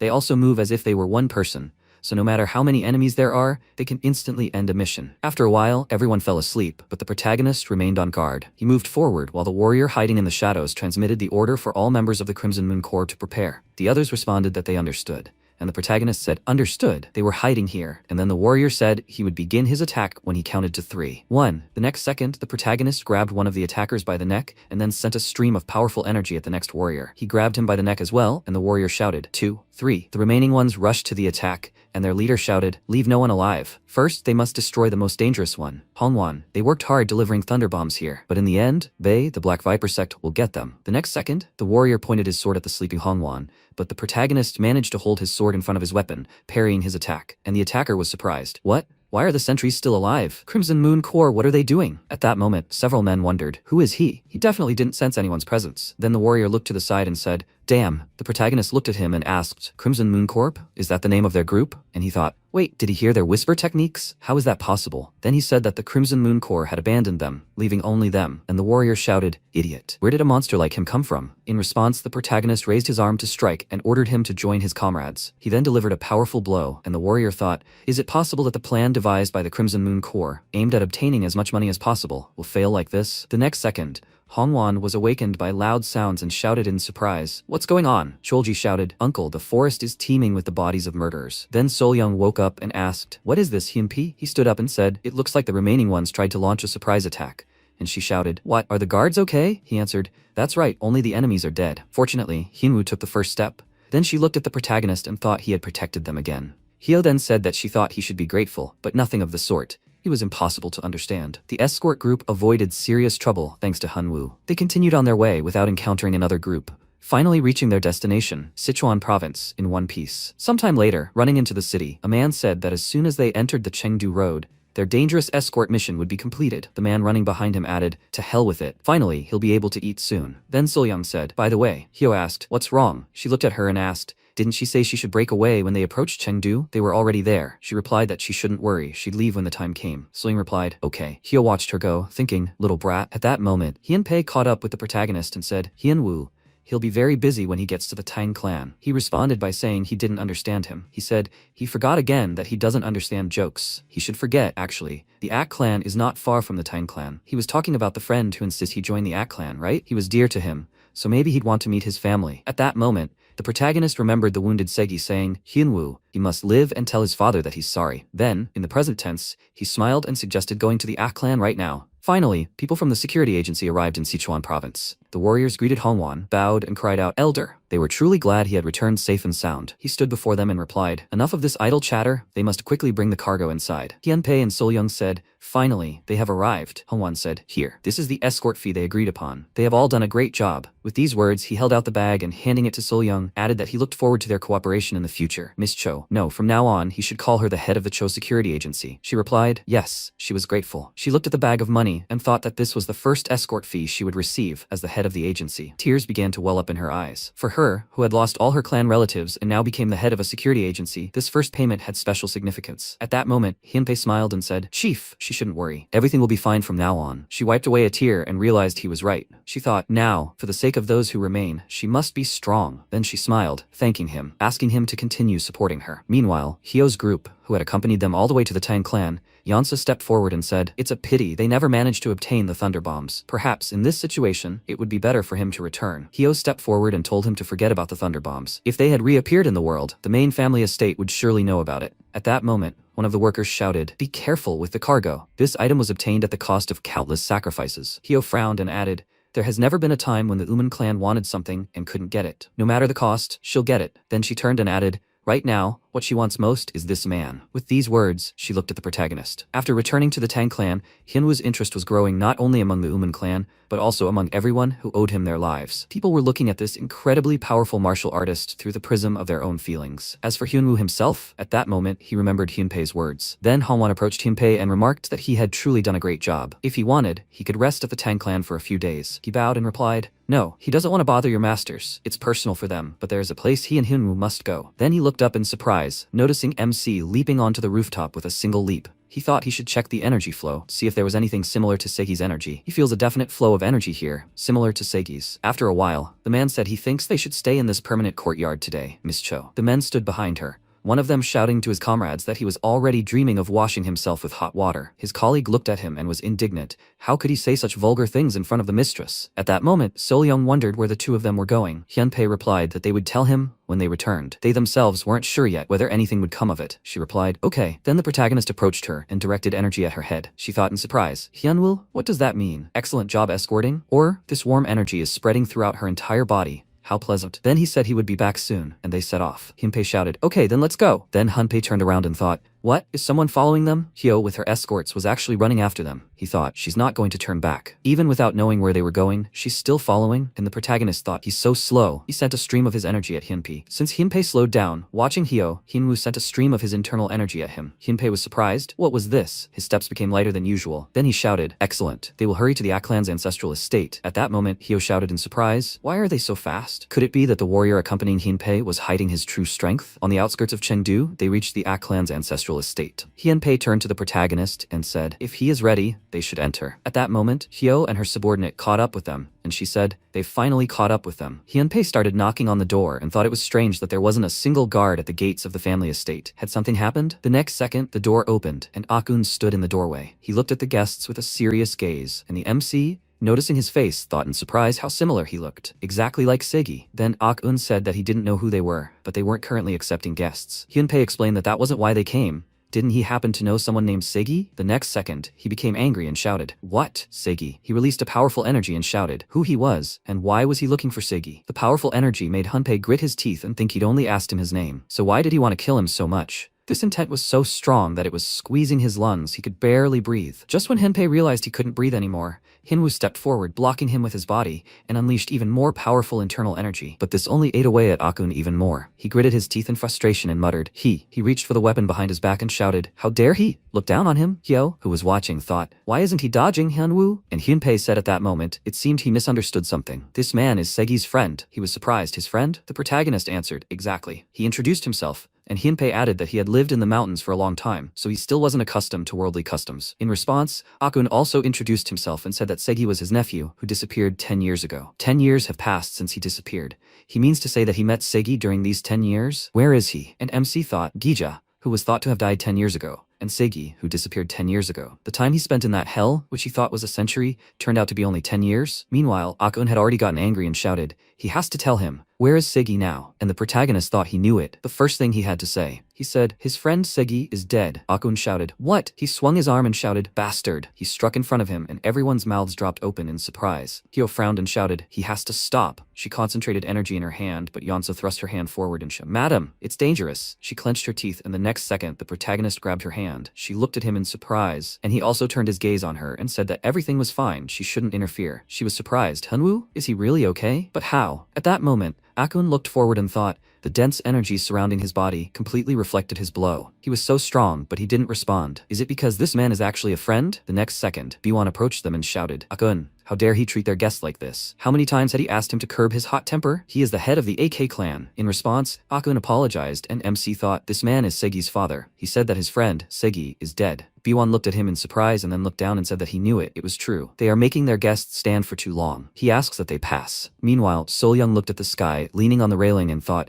will Hyunwoo and Hyunpei be long? She remembered the protagonist's touch and, blushing with embarrassment, put her hand to her head. She thought about what he meant. She heard a scream. He found him. There he is, hiding in this inn. She ran into the building in surprise, wondering what was going on. A fight? Their porters must be downstairs. At that moment, one of the men on the first floor was wounded, and everyone present screamed, Commander! Changjil held a sword in his hands and said, damn, when they just sit down to drink, some kind of massacre starts again? His comrade sighed and told him not to even speak. Then Solyang approached them and said, without Hyunwoo, they could get into trouble if a fight starts here. The man replied, yes, my lady. So he understood. Commander, Solyang thought. Luckily the attack wasn't on them, but to carry out such a brazen murder in a crowded inn, who are they? Then the man shouted, do they think they'll get away with this? Is this an attack on the Thunderbolt Corps? The Tang clan won't let this go. In response, the attacking representative, as the leader of the Azure Moon Squad, asked, Tang clan? Doesn't he know that these idiots scatter like frightened dogs the moment he sees the Black Viper sect? Solyang looked at them and wondered if they were the same Black Viper disciples who had been watching their cargo the entire way. Then the guy said, one way or another, their leader gave them a chance to surrender, but they decided to remain Tang clan members to the end, and for that they would all die. The next second, he pointed his sword forward. The battle began. Things had been going badly in Sichuan lately. The suddenly powerful Black Viper sect had gone berserk with its old power, the clan, indiscriminately devouring everything around it. Sol Young thought it best to stay away from them. The next second, one of the warriors noticed her, and in an instant, he was next to her, asking, "What kind of flower is this in such a nasty place?" The other guys started to surround her, and one of them said,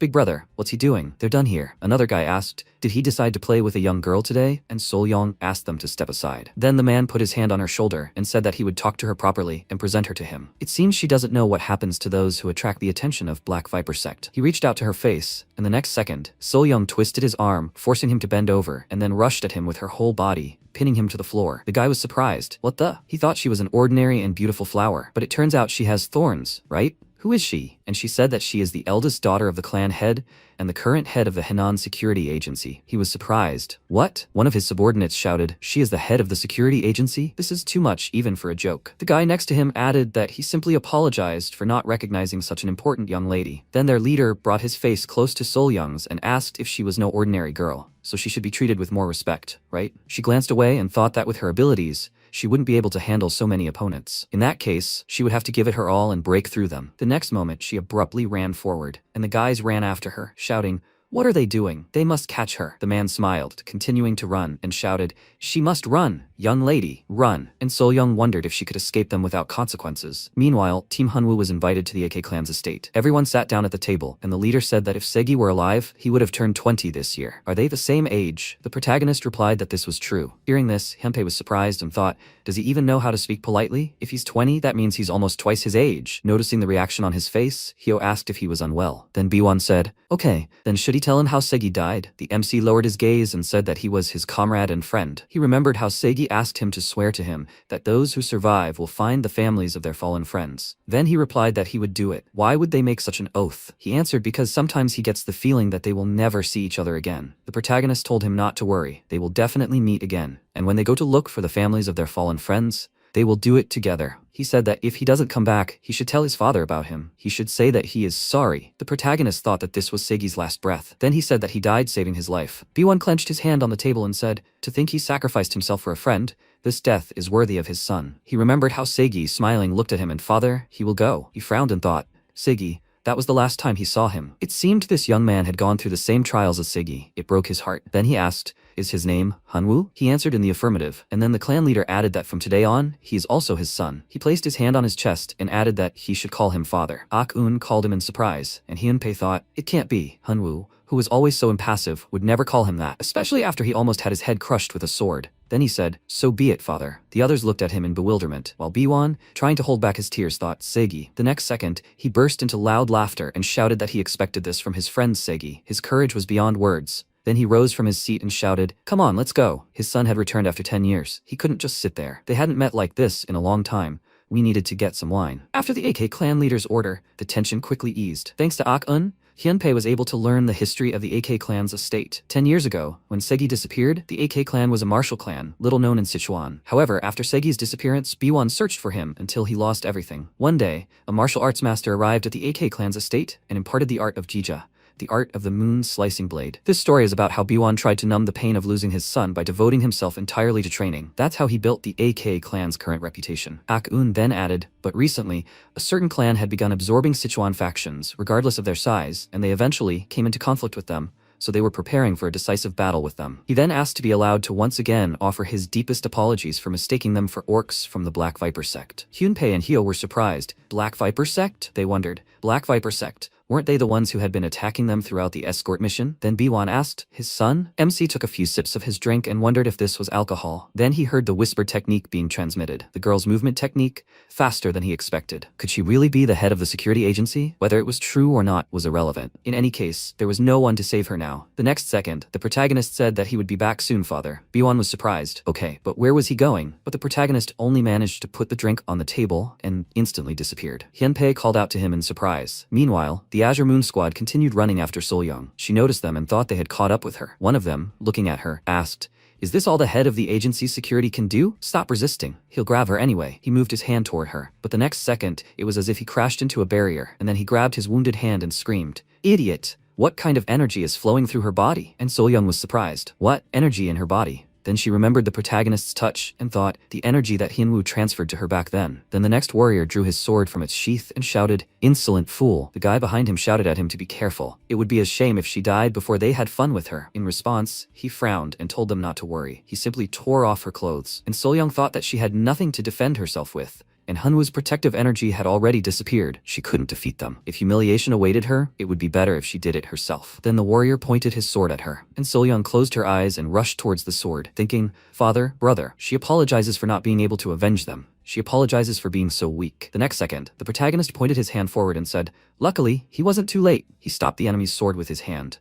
He pushed the guy's sword away, who asked with displeasure, "Where did it come from?" The MC attacked the warriors, who screamed, "What's going on? They can't see anything because of the smoke." The MC asked, "What is she doing?" Soyoung screamed, "Hyunwoo." She looked at him pitifully and thought, yes, she understands that it was reckless. But at that moment, when she thought it was all over, only one thing came to mind. "Hyunwoo," he asked, "was she just going to throw away her life, huh?" The guys started talking. What a shame. That strange protective energy around this girl disappeared, and her strength is running out. They think they can finish her off at any moment. Just don't let anyone say that everything will fall apart because of this idiot. Hyunwoo frowned and said he understands what happened, but let her never do that again. Soyoung replied, "Okay." The guys screamed, "Do they even understand who they are? Are they not afraid of the Black Viper clan?" Soyoung saw an expression on Hyunwoo's face that he had never shown before. It was rage. Hyunwoo swung his sword and attacked the guys, hitting the ground at their feet. The guys screamed. Ground. Sharp stones pierced the boys' bodies. The boy rushed forward and screamed, "It can't be." The earth writhes as if alive, swallowing them. He said, "It's impossible." A huge creature appeared in front of him, and he thought, "A dragon opening the earth?" Soyoung said in surprise, "It is." MC interrupted her and said, "An earth dragon. The second form of the three-energy sword. They need to go. They haven't finished eating yet." Soyoung asked, "Where is he?" After the clash with the Black Viper clan, a long-delayed feast took place. As the atmosphere gradually began to clear,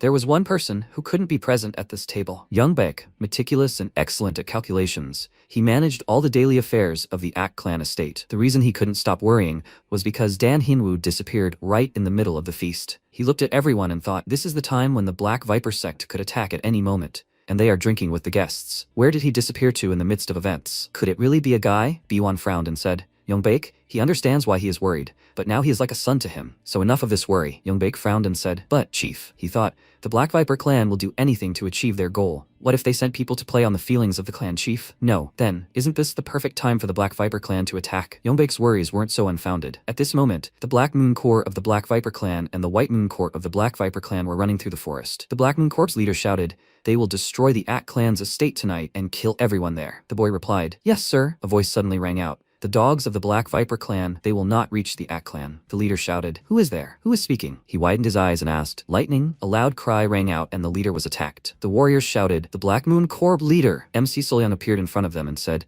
he will not let them ruin his father's mood. Soyoung looked at him carefully, and he quickly rushed into battle. Soyoung asked, "Hyunwoo, since when did he have a father?" At that moment, the guard of the Ak clan's estate, who had noticed the bright light, noticed him. Without a doubt, it was Dan Hyunwoo, who looked like a demon. The guard ran towards the estate and thought, he must report this urgently. He ran and shouted loudly, "Clan chief, the Black Viper sect has attacked. The Black and White Moon Corps are already here." Youngbaek thought. As he thought, Ak-un screamed, "These idiots have decided to end everything today." Hyo and Pei asked in confusion, "What?" B1 slammed his hand on the table and ordered his sword to be brought to him. Pei thought. He instantly expelled all the alcohol from his body. The guy shouted, "Chief, they have all already been destroyed." Youngbaek asked in surprise, what was he talking about? Ak-un asked, "Everyone who wanted to attack them has been destroyed?" The guard said in fear, "He saw him. The demon burned them all to ashes." B1 asked again, "What? Demon? Did he drink while on duty?" The guard said in fear, "He is telling the truth." Suddenly someone who looked like a demon appeared. "Demon? He said it was a demon. That same demon." B1 released his mana and shouted in irritation, "He has gone crazy. Now he's a demon too? Well, he'll show him what a real demon is." The guard said with tears in his eyes, "The clan leader, behind him. He's right behind him. That's the demon." B1 wondered. Behind him. MC walked up to him and said, "He's back, father." The man said,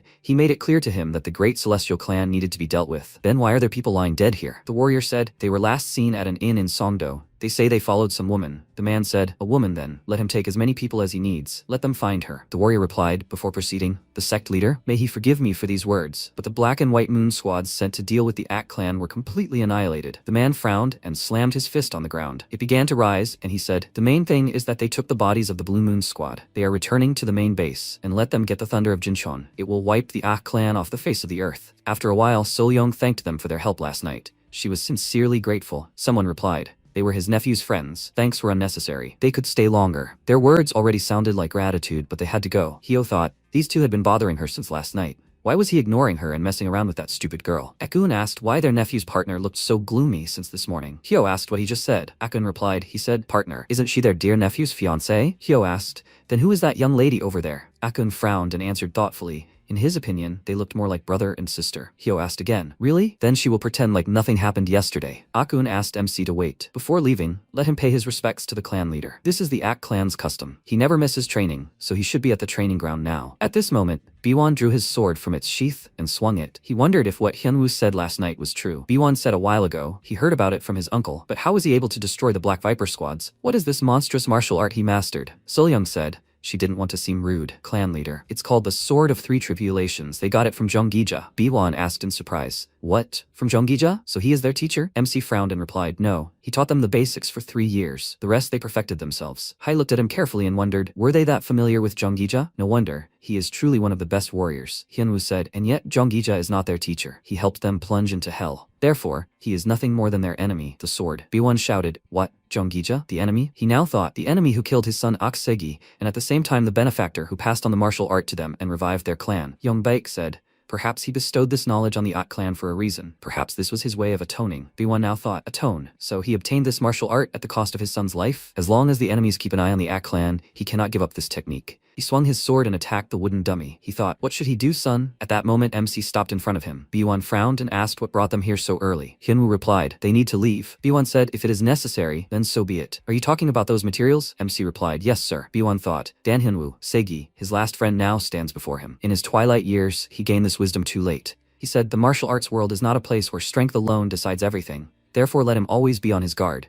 He asks him to take care of his son. The boy replied, yes, sir. So leaving behind their ties with the Ak clan, they returned to their comrades. A loud cry was heard. Madam, Captain, where have they been all this time? Madam, thank heavens she is safe. They were all worried that something might have happened to them after meeting those people last night. Solyoung apologized for making them worry. But now is not the time to worry. Let them get ready. They are returning to Hanam. As soon as they return, the first thing they will do is rebuild their agency. P clenched his fist and said, of course, although he is not that skilled, he will definitely help. Solyoung thanked the captain. A guy ran into the room and shouted, Madam, bad news. Those people's comrades have surrounded the inn. At first glance, there are more than 100 of them. Solyoung looked out into the courtyard and screamed. So many? She thought. Have they really come for them? MC frowned and asked, those idiots from the Black Viper? Solyoung answered, yes. Hyunwoo walked forward and said, great. He thought, the Black Viper sect is targeting the Ak clan. He looked down at the warriors and thought, everything is going perfectly. Danwol, the Black Viper clan, asked, what are they waiting for? Let them kill everyone in the inn, but bring him that woman. The guy folded his arms and said, Mr. Danwol, let him look at the ledge over there. It looks like it's one of that woman's people. Apparently, he's so scared that he's about to jump down. MC jumped and the guy screamed, what the? This idiot actually jumped. He released his mana towards the warriors, causing Danwol to scream in surprise. What is that? Lightning out of the blue? Hyunwoo went forward and said, today the Black Viper clan will cease to exist. In the end, Dan Hyunwoo destroyed all the members of the Black Viper sect who came after him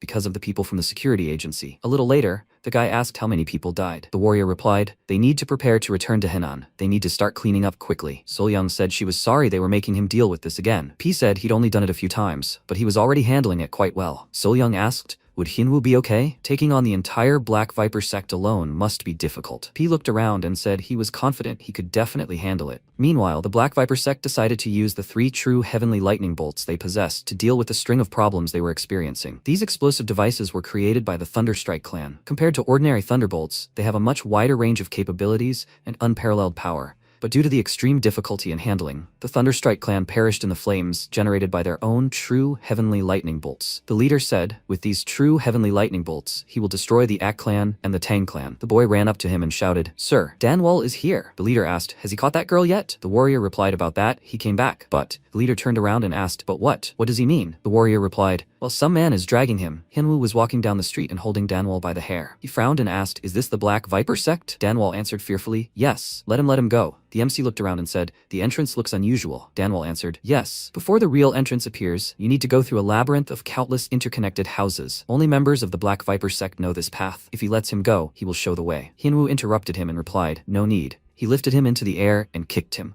quickly throwing him aside. He flew through the building and hit the wall. The MC said he will make his own path. He ran up to Danwol and kicked him again. At this moment, the warriors of the Viper clan had already gathered, and the leader frowned and thought, a labyrinth of dozens of layers of stone walls, some of which were reinforced with magic. He tore them apart so easily? He shouted loudly. No matter how strong he was, did he really think he could stand up to the entire Black Viper sect alone? He shouldn't think he'd leave here alive. Hinwoo directed his mana towards them and knocked the warriors off their feet. The leader thought, what kind of technique is this? He looks like an ordinary person. Moreover, he's very young. Could this really be a great master who has achieved rejuvenation? Rejuvenation is a state in which an elderly master, having achieved enlightenment, returns his body to youth. The warriors scattered in different directions, and MC stepped forward and asked, is he the head of the Black Viper sect? The leader took out a bomb and shouted, he didn't intend to use it here, but he's forcing him. He opened it and shouted, true heavenly lightning. The MC looked at it questioningly, after which a bright explosion occurred. The leader said, true heavenly lightning really does have tremendous power. If he hadn't created the explosion radius, he would have been hit too. Even if he is a martial arts god, he won't survive this. Hinwoo's voice rang out. Did he manage to say the last words? He cut the fire curtain with his sword and said, Earth Dragon. A huge dragon appeared from underground and opened its mouth. It roared loudly and quickly grabbed the leader. Thus, the Black Viper sect disappeared from Jungho at the hands of Dan Hinwoo. The warriors began to scatter in different directions and shout, demon! It's a demon! This grey-robed demon destroyed their Black Viper sect. Thanks to Dan Hinwoo's feat, the Henan Escort Agency obtained 2 true heavenly lightnings. Stories from survivors began to emerge, one after another, from those who had managed to escape the destruction of the Black Viper clan. They spoke of a man in grey robes who single-handedly exterminated the entire clan, a vengeful spirit. Rumors spread throughout Sichuan in less than an hour, and, strangely enough, they reached the Tang clan. The man frowned and asked, the Black Viper clan, once one of the most powerful organizations, was destroyed in just one day. The warrior asked, how is that even possible? Tang Chongsan, the head of the Tang clan, said, they put so much effort into resisting them, even managed to obtain thunder bombs, and yet some new force has appeared. He shouted loudly, these upstarts could become a new threat to Sichuan. He ordered a thorough investigation and finding out who they are. Chogi frowned and said, to tell you the truth, they say that just one person destroyed them. Chongsan shouted, what, one? He thinks he'll believe it? How dare he bring this nonsense to him? Chogi said, the survivors confirmed it. Tang Hongwan replied, I see. Perhaps this is true. So this man was in grey robes? Chogi replied, yes, exactly. Chongsan shouted, uncle, does he know who it could be? After that, the head of the Tang clan, Tang Chongsan, listened to a detailed account of Dan Hinwoo's deeds. After hearing this, Chongsan shouted, if this is true, they can't just let such a man go. They need to catch him and make him part of the Tang clan. A dragon and a phoenix always make a perfect couple, right? Hongwan asked again. A perfect couple? After a while, MC returned and everyone turned around and waved at him. Solyung happily waved at him. At this time, a loud cry rang out. The Black Viper clan was destroyed? But they put so much effort into this. The man replied, yes, that's right. The demon ordered him to explain how it happened. The man frowned and replied, it was done by one person, the one raised by Zhongjija. The demon stretched out his hand and shouted, one person? Does he mean to say that they lost a war to one person? The man apologized. Fortunately, they found out where he was. Now he works as a porter at the Henan Security Agency. The demon said that in order to control Sichuan, they taught the Black Viper clan the Blood Moon technique. Besides, the guy said they gave them 3 thunderbolts. The demon screamed. After all this, he wants him to believe that they were destroyed by some porter? The man lowered his head even lower from the oppressive mana and asked for forgiveness. The demon ordered him to thoroughly study this monster and return with a report. He thought, to create such a monster in such a short time, could this really be Zhonggija's doing? It doesn't matter. The hour of reckoning is near. He will destroy all the evil legacy he left behind, starting with this monster. After many trials that befell the Henan Security Agency, they finally went home. Now they had it. Soyoung picked up the bomb and said, he is incredible. He single-handedly destroyed the Black Viper clan and brought this. MC replied, yes, they called them the True Heavenly Lightning. He asked, True Heavenly Lightning? Isn't this the same legendary bomb that destroyed the Thunderstrike clan? Hyunwoo replied, it's not just a bomb, it's the true heavenly lightning. He thought it could benefit them, so he took it. Soyoung asked Pei to look. It spins so well. He stretched out his hands in fear and shouted, Mistress, let her give it here before they bury them all. She handed it to him and asked, will he take it for himself? He replied, yes, of course. He would be able to ensure its safety. Since only Hyun understood the purpose of the true heavenly lightning, it was decided that he would be in charge of its safekeeping. Furthermore, no one doubted that it would one day become an important resource for the restoration of the Henan Security Agency. However, before they could leave, Hyo appeared in front of them and asked, are they going to Henan? How terrible. She was going there too. Do they mind if she joins? Solyung said, at this rate, she'll take care of the agency's work too. P laughed and said, she's not the type to suggest such a thing so easily, so they should just go together. Hyo asked, does that mean they're going as a group now? How about them? Isn't that cool? The MC told her not to be so intrusive. Solyung said, whatever the case, he's counting on their cooperation. Hyo turned around and said, yes. Solyung thought, the source of all their problems is completely unperturbed.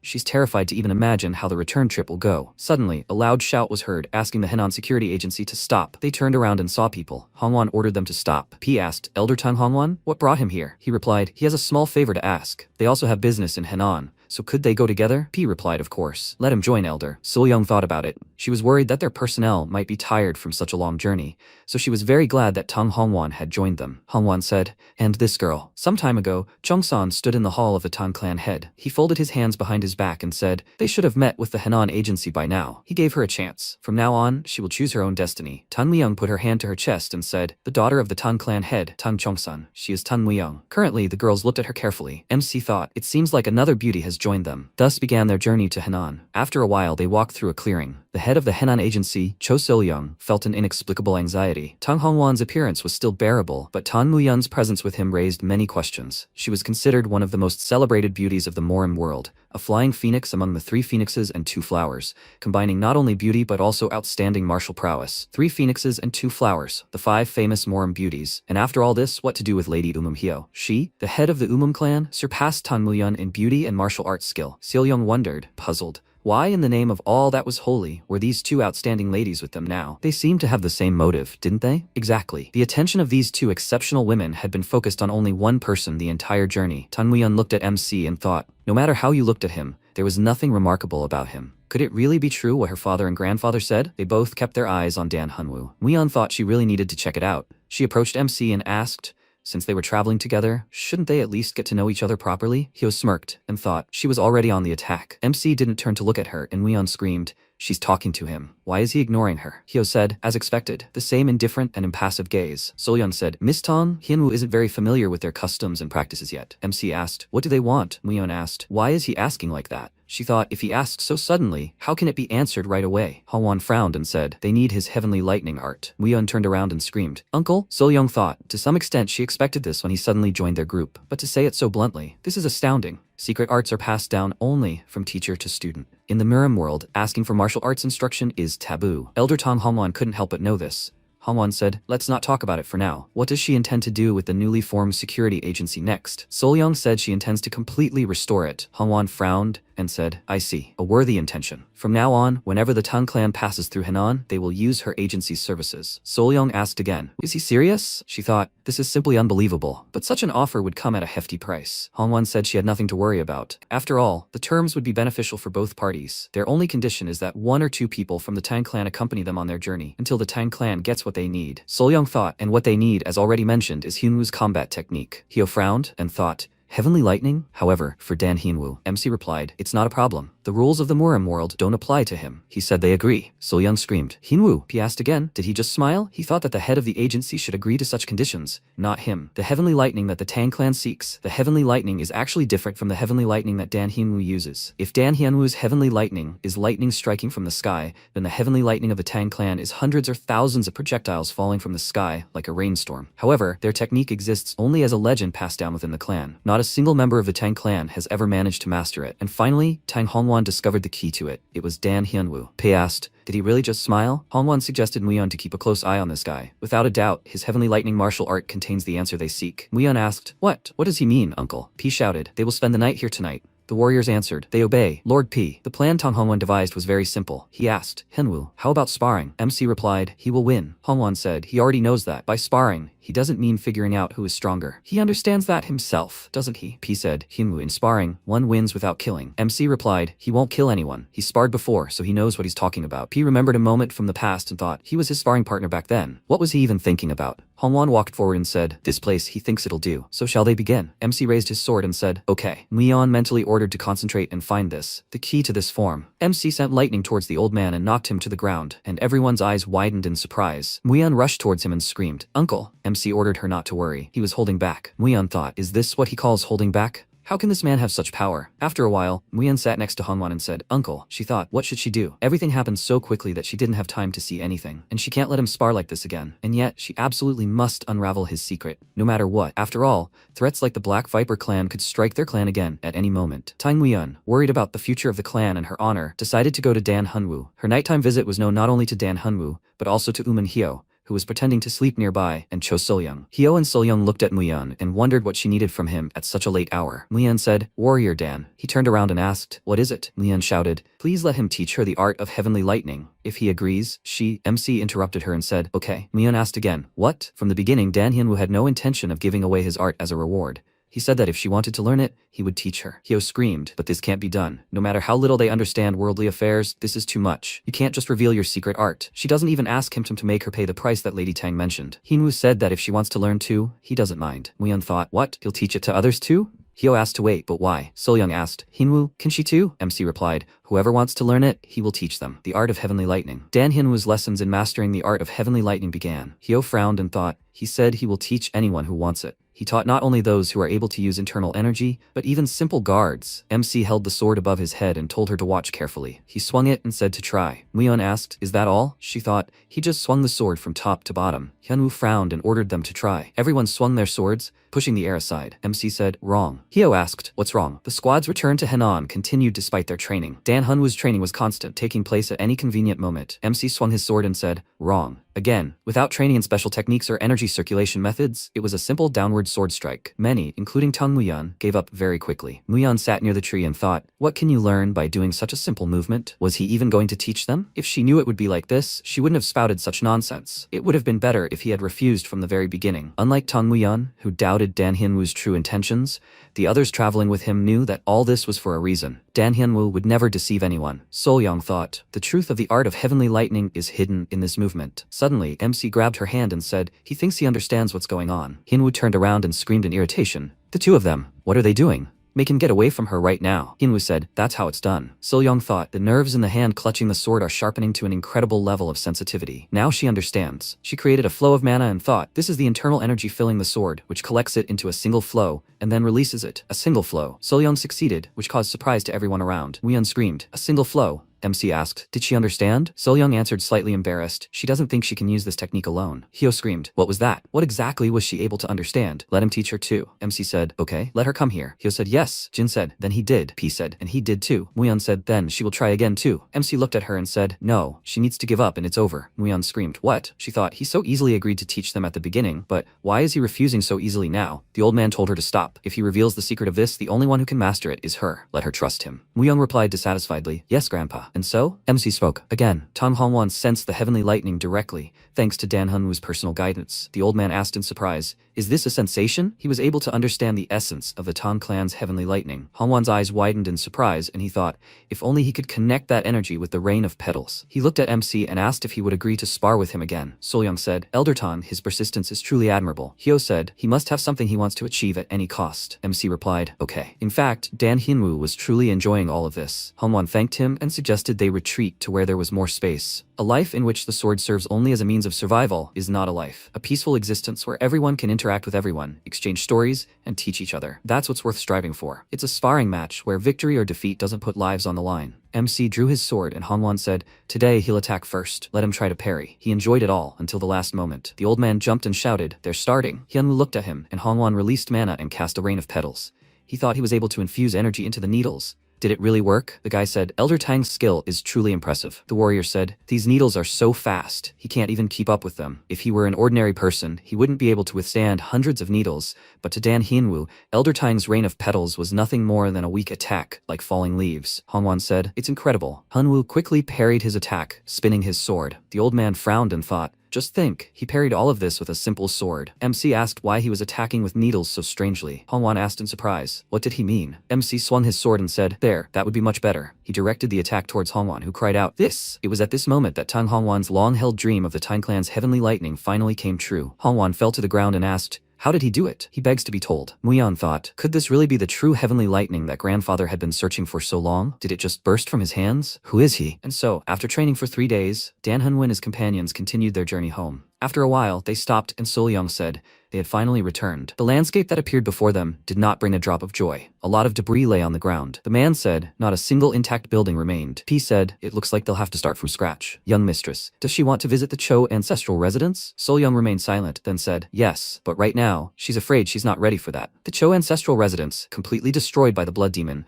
was a place filled with precious memories of the family she loved. Cho Soyoung wasn't yet ready to accept that he was gone. P looked at her and said, young mistress, he thought she might understand her feelings, but to be honest, they don't need 2 residences right now. To rebuild the Henan security agency, she needs to make a decision. Pei asked, perhaps they need to tidy up the Cho residence? Soyoung asked, what? An old man approached her and said that if she agreed, he was willing to buy the residence. He was planning to open a branch in Shuzhou anyway. Soyoung said, Elder Tang? He said that if she sold it to him, they would take good care of it. and she could always come there whenever she wanted, a place where her precious memories would be kept. Seolyung said that if the Tang clan did this for them, they would be truly grateful. P thought, good. If the Tang clan took it on, the pain in the young mistress's heart would be eased. Besides, it wouldn't cause any losses for the Tang clan. Until the true heavenly lightning technique was perfected, they would have a reason to stay by Dan Hinwoo's side. Hyo said that she would stay too. She wanted to master all the techniques he could impart to her. In exchange, the Uman clan would provide him with materials to rebuild the Henan Security Agency through their organization. MC turned around, and Hyo asked to be allowed to prove that the rumors about the Uman clan controlling a third of the world's wealth weren't an exaggeration. So what? Does she look different in their eyes now? Hyunwoo replied. As he understood, she would not leave until the estate was rebuilt. Hyo screamed. Of course! The Uman clan does not enter into deals that do not bring in profit. The man said, well, they had rested enough. He suggested getting to work. The warrior said too much had accumulated by the time they returned. He asked, what are they doing? Seolyung said, they have worked hard enough. They can take their pay and leave when the Henan Security Agency gets back on its feet. Jonggil said, young miss, the Henan Security Agency is as dear to them as it is to her. They want to stay and continue working in this. Of course, if she allows it. Besides, they simply have nowhere else to go. Seolyung and Pei exchanged glances, and she said, she does not mind. Welcome. And so, when the will and desire for support of everyone united, the Henan Security Agency, which had almost disappeared into the darkness of Jianghu, rose from the ashes again. The MC carried a log with one hand, and everyone watched in admiration, carrying within him the boundless potential of Dan Hyunwoo. The man frowned and said, he apologizes for disturbing you. He worked so hard, Hua Clan chief. At this moment, warriors attacked the boys in the Hua Clan ancestral estate. The man frowned and said, they've abandoned the use of thunder bombs and true heavenly lightning. What's the point of all this? The man replied, this is the Overlord's order. Destroy the Hua Clan estate so that no one else can get their hands on the thunder bombs. The man asked again, what? He grabbed a weapon and rushed to attack. He tried to attack the enemy, but he quickly reacted and said, the destruction is complete. They're returning to the Overlord. The man dropped the bomb from his hand and everything around him exploded. Following the Thunderstrike clan, which once ruled Jianghu with its bombs, the Hua Clan estate fell. They were erased from the history of the Jianghu. The Murim Alliance. Dak Go-un, the head of the Murim Alliance, sat at the table and spoke. The identities of those who destroyed the Cho clan's estate are still unknown, and the Hua clan, the successor to the Thunderstrike clan, was also destroyed. A man shouted, those villains must have managed to obtain the thunder bombs. Another man cried out, perhaps they should do something about this? Due to a series of vague reports and ominous rumors spreading throughout the Jianghu, the Murim Alliance is currently overwhelmed with attempts to uncover the truth behind these events. If those villains are using the thunder bombs with malicious intent, it will be a real disaster for the Murim. Dako frowned and thought, but who are they? And why are they sowing such chaos? At that moment, the demon laughed and said, excellent work. They flawlessly dealt with the carrion of the Hua clan. The man thanked him and asked if he had decided anything about the porter from the Henan Security Agency. The demon replied that since it was only one person, what was the shadow demon doing now? The man answered, as always, somewhere in Henan, drowning in wine. Send him to Shuchan? The demon grinned and said, yes, the shadow demon and his squad. They should have no trouble dealing with the monster created by Zhonggija. Against the backdrop of the rapidly changing situation in Jianghu,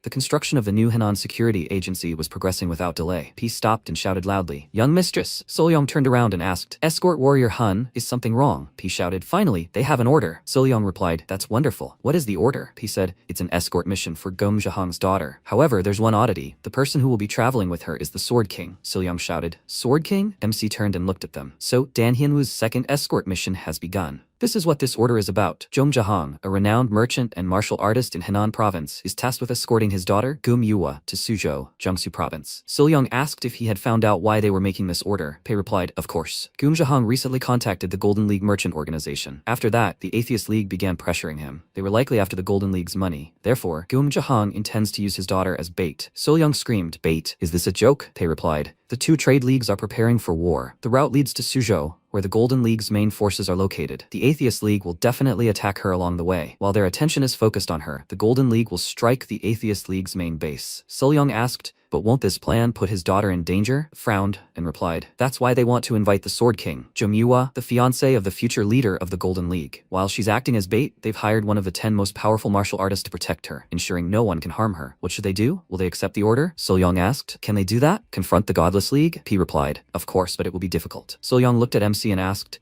what will he say, Hyunwoo? He turned and looked at them. At that moment, the carriage was driving through the forest, and the driver joyfully sped up the horse, thinking, finally, he's participating as an escort warrior on the mission. He didn't think his past achievements in martial arts would be appreciated, and that he could become an escort warrior. On any other day, he would simply be overjoyed. But now, he can't shake off his anxiety. He looked at the MC and thought, it's all because of this guy. He had an unkind look from the start. At first, he thought it was because he overtook him and became an escort warrior before him, but he doesn't think he attaches much importance to it. Chonggul hopes that all his worries now are simply due to an excess of feelings. Inside the carriage was Yeom Chol-gung, the Sword King. Gum Yua looked at him carefully and thought, the Sword King first became famous 60 years ago. So he is at least 80, but no matter how you look at it, he looks like he's in his 40s. Chulgun asked her not to worry, he would definitely protect her. Yua replied, yes, thank you. Chulgun opened his eyes and looked ahead thoughtfully. He thought, among the escort warriors in front, there is only one with a powerful aura. In the end, Hinwoo's patience ran out. He said he felt uncomfortable. He jumped and landed on the roof of the carriage. Hinwoo wasn't worried about the attack on their carriage or even the presence of the Sword King. Hinwoo said, that's better. It was just a small thing. He felt uncomfortable sitting in front. Chulgun thought, interesting idea, climbing onto the carriage. He said he felt the guys from the League of Godless were fussing. Yua asked, what? At that moment, the warriors were already approaching their carriage. Shouts were heard. That carriage over there, attack! MC stood motionless and Chonggil shouted, Hyunwoo from behind. At that moment, Chulgun grabbed his sword and released mana. Chulgun said,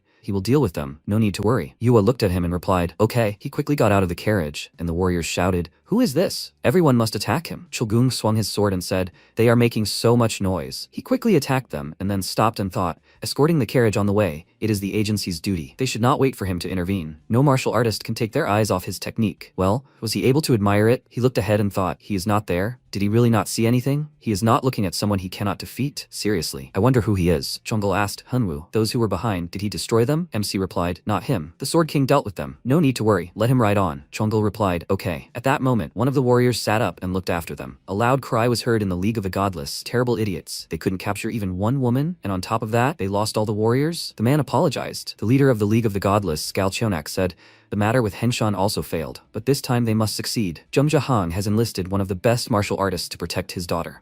He will show him that those who sell themselves for money cannot be strong. Let them wait, dogs of the Golden League. After some time, the carriage entered the city. The man brought a dish and said, here is the 20th dish. Bon appetit. It looks like the four of them have an excellent appetite. Chulgun said that he really ordered a lot. Yua said that he must really like to eat. MC replied that he really likes to eat. Chonggil laughed and said that he eats more than he looks. He looked at several plates from which Hyunwoo had finished everything and wondered how he even recognized the taste of this food, eating at such a speed. He decided to try it himself. He frowned and asked, does he not taste the food at all? MC replied that food is supposed to be eaten, not looked at and smelled. Chonggil screamed, did he take that portion from him? How could he treat him so cruelly? Yua looked at him in surprise and thought, this is amazing. He managed to eat so much in such a short period of time. And they haven't even started yet. Since the escort service began, she was able to take a closer look at him for the first time. Even if the Henan escort agency fell, they would hardly send someone incompetent. Besides the fact that he eats a lot, there doesn't seem to be anything special about him. Then why is the Sword King so interested in him? After a while, the MC said, it was delicious. Chonggul screamed, what do you mean delicious? They didn't really eat because of him. The man approached their table and apologized, but the kitchen had run out of ingredients, so it would be difficult to cook anything else. Yua asked if they were still hungry. Could she offer them alcohol? She doesn't drink, so.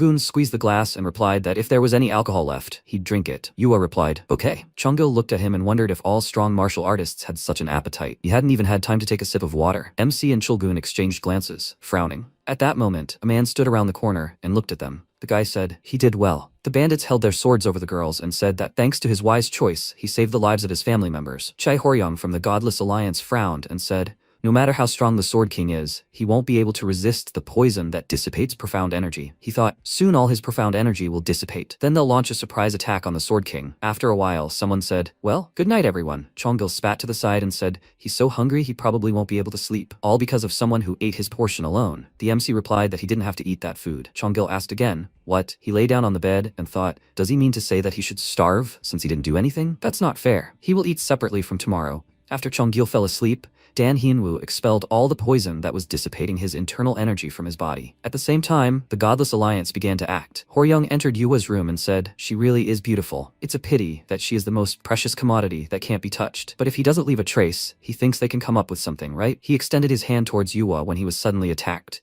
Chulgun killed him and said, so it was them, the idiots, who ruined the taste of alcohol for him. The guy screamed, how? Chulgun attacked them again and looked at Yua. He thought, fortunately, he made it before she woke up. He asked if they would be able to save at least their own lives. At that moment, the MC was ridding his body of the poison. In the morning, Chonggil woke up and said he slept well. He looked at the awake MC and the dead men and shouted loudly, Hyunwoo, what kind of corpses are these? The MC replied that he slept well too. Since he was awake, let him clean them up. Chonggil replied fearfully, Okay. He wondered if he had slept well. Then what happened here? What happened last night anyway? MC and Chonga left the room, and Chulgun smirked and thought, stopping so many people in one night. He was much more skilled than he thought. Well, they're moving. The carriage started moving, and a man with a group of warriors watched from the corner. He told them to go and report this to the Union leader, Jin Chongyuk, the deputy of the Black Blood Swordsman from the Godless Union, said to tell him that their opponent is the Sword King. Because of this, he believes the Black Blood Swordsman should intervene personally. He waved his hand and said, forward. Black crows flew over the carriage, and Hyunwoo looked at them carefully. Chonggil said, he understands that this is a small village, but Yua said,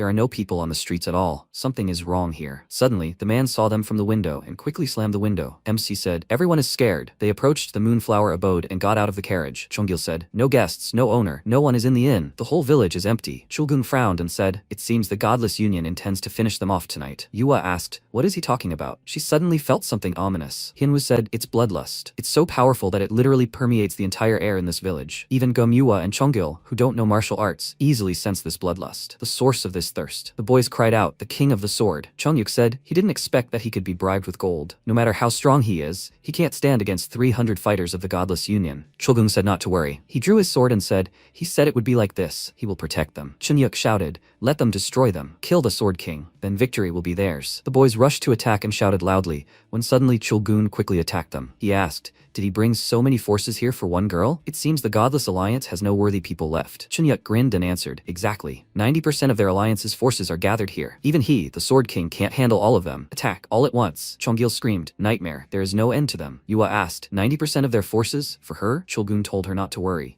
Didn't he say he would protect her? But he can't take care of each of them, so let them figure out how to survive on their own. Chonggil looked at MC, who nodded and told the master not to die. Chulgun closed his eyes and said, he really is funny, right up until the end. He's telling him, the Sword King, not to die? Let him show why he's called the Sword King. He released his mana in all directions and began attacking everyone around him. Yua looked at what was happening in surprise and thought, this is incredible. This is the true power of the Sword King. To instill fear, the Sword King unleashed all his might. This was the best solution in a fight against multiple opponents. However, the problem was that there were so many enemies that their numbers overwhelmed even fear itself. After several hours of fighting at the limit of his abilities, the Sword King reached his peak. His body began to fail. Chulgun swung his sword and thought that if he struck again, he would not be able to avoid disrupting the flow of energy in his body. He urgently needed to restore circulation. Chunhyuk rushed forward and screamed, now! Chunyuk looked at him and quickly blocked the blow. He was exhausted, so Chunyuk was able to injure him. He pushed off the surface and was about to deliver the finishing blow. He screamed loudly, it's over, Great Sword King. Chunyuk said he tried to protect her until the very end, but let her forgive him. Yua said she was grateful to him for everything. Chunyuk looked up and thought, it's a pity that he will never see his granddaughter's face again. At that moment, lightning struck the opponents and a loud scream rang out. Chunyuk cried out in surprise, lightning, where did that come from? MC stood behind and attacked them with lightning. Chonggil asked not to worry. Hyunwoo's lightning strike is invincible. Yua asked again, lightning strike? MC replied, it's called heavenly lightning. The guy screamed. Did the deputy head turn to ashes in an instant? Chonggil told Miss Gum to approach him. Yua looked up at MC and thought, this man is actually an incredibly powerful martial artist. There were more than a dozen of them, but he repelled their attacks all. MC extended his hand to Chulgun, who said, don't touch him. If he's careless, he might cause an energy deviation in his body. MC released his mana in his direction and remained silent. Chulgun's eyes widened in surprise and thought, wait, his energy has stabilized. Is the probability of this deviation receding? He cried out loudly, and Hyunwoo said, he did well. Let him rest now, sir. Chulgun asked, who is he? Hyunwoo asked. Hasn't he figured it out yet? He's a porter from the Henan Security Agency. Chulgung asked again. A porter? Not even an escort warrior? He fell and Yua cried out in fear. Sir! The boy screamed. Even if the deputy chief has fallen, their forces still have an overwhelming advantage. After this idiot's death, it will all be over. No one can be left alive. Attack! Yes, they will kill him. Even the Great Sword King couldn't handle so many enemies. But against Hyunwoo, their numbers were irrelevant. He quickly began attacking them, spreading his lightning. The next morning, the Namgung clan, having heard the news, arrived at the scene. The man cried out, what? Since Xiao County was originally under their control, such a reaction from the clan to this massacre was natural. However, as soon as they arrived, they froze as if turned to stone. Namgung Han of the Namgung clan said, what happened here is a nightmare. Even the warriors of the Namgung clan couldn't bear this sight. Han asked, what happened here last night? A terrible and ominous picture opened up before them, with endless corpses. It was the end of the Godless Alliance. Chonggil said, young master, he has found the Sword King. Han answered, I understand. First he will visit the Sword King. In the meantime, let him bring the servants and arrange for the bodies. Chonggil answered, yes sir. At that moment, Chulgun was spreading his mana. He said that so many unfamiliar faces had appeared here in such a short time. Namgung Han bowed and said that the youngest from the Murim world greets him, the Sword King. Yua asked, sir, is he alright? While he was busy restoring the energy circulation, the young lord brought a healer. Han said, the Sword King, He is an idol for all swordsmen. For him, this is only natural. Chulgun said, Namgung Han, so he is the grandson of that very Namgung Hak. How is he doing? Han replied, he is awake, healthy as ever, and his voice is still thunderous. But can he compare to him? After all, last night he destroyed the entire alliance of the godless. Chulgun said, yes, that's right. A while ago, MC asked, hasn't he understood yet? He's a porter from the Henan security agency. He said to let me ask. He who with lightning defeated the ungodly alliance and saved them. Is it true that he's just a simple porter? Han turned around and wondered what he was talking about. The one who destroyed the atheist alliance wasn't the Sword King, but this guy? MC replied, it wasn't just lightning, but heavenly lightning. Han's face twisted in anger and he shouted, how dare he speak to the Sword King so familiarly? Where does such insolence come from? Chulgun held out his hand and said, enough. No need to make a fuss. It's better to let him answer one question. Let him say if he wants to meet his granddaughter. Everyone's eyes widened in surprise, and Yua asked, what? MC briefly replied, no thank you. After a while Han said, well since he's made sure he's okay, let him take his leave. Chulgun replied, okay, let him send his regards to his grandfather. Han replied, yes, if the Godless Alliance attacks again, Chulgun said he doesn't have to worry about that. After they destroyed their main forces with that porter last night, the Golden Alliance should have already taken action. Yua looked out the window and said, so he knew everything. She asks for forgiveness. Everything happened exactly as Hin Pio and Cho Sul-young expected. The Sword King and Go Myua were the bait in this operation. Last night, while the Sword King held off the Godless Alliance's attack, the Golden Alliance launched a full-scale offensive on their headquarters. As a result, the head of the Godless Alliance, Gan Jonggak, fled, seriously wounded, and the Golden Alliance won this war. Chulgun said, well, that's enough. His granddaughter is alive. They are alive too. Chonggul asked, is he going to sit here? But why? Chulgun replied, it's his choice. He doesn't mind, does he, Porter? MC replied, apparently having recovered, he became much more talkative than before. Chulgun frowned and asked what was wrong with him. Did he eat something bad? Why did he suddenly start talking so politely? Chonggil said that from his point of view, they were both acting strangely. Chulgun hit him on the head and told him to stop talking nonsense and let him harness the horse, the brat. Chonggil said fearfully, yes, they're about to leave. They quickly rode forward, and Chulgun asked, but still, doesn't he really want to meet his granddaughter? He told him she was cute and not at all like him. Let him meet her at least once. MC remained silent in response. After the defeat of the Atheist Alliance, the guard caravan continued on its way. The Sword King began to treat Chonggul and Dan Hinwoo like his own grandsons. Dan Hinwoo also recognized him as his elder and began to speak to him respectfully. Chulgun said, by the way, he felt sorry for him. Chonggul thanked him. He hit him so hard that his eyes nearly popped out of his head. Chulgun replied, that's not what he meant. The sword technique he taught him. Chonggul apologized. What did he mean? They will return to the first day of escort. Chonggul trained every day with the sole goal of mastering Heavenly Lightning. The Sword King accidentally witnessed his training. However, in the Sword King's eyes, the Heavenly Lightning technique was full of unnecessary movements. Therefore, unable to simply watch from the sidelines, he taught Chonggul several techniques. As a result, thanks to studying the Sword King's techniques, Chonggul was able to survive. But from that day on, Dan Hinwoo stopped sparing him in sword training. Chonggul said that what he thought was unnecessary was in fact the true path to Heavenly Lightning. The essence of this art is to cut through the gaps between energy flows. Only at the moment of collision of these flows is Heavenly Lightning born. He had lived his entire life with the sword and was proud to know everything about it. He would never have thought that in his declining years he would see a new path of the sword. Chulgun thanked the scoundrel. MC waved and asked, with this guy, it seems like it's too late, doesn't it? Hinwoo stood on the carriage, and Chonggul shouted, what does he mean? Yesterday, he even managed to defend himself using the technique he taught him. Chulgun folded his arms and said, that's the problem. Heavenly Lightning only occurs after going through an ineffective knowledge of swordsmanship.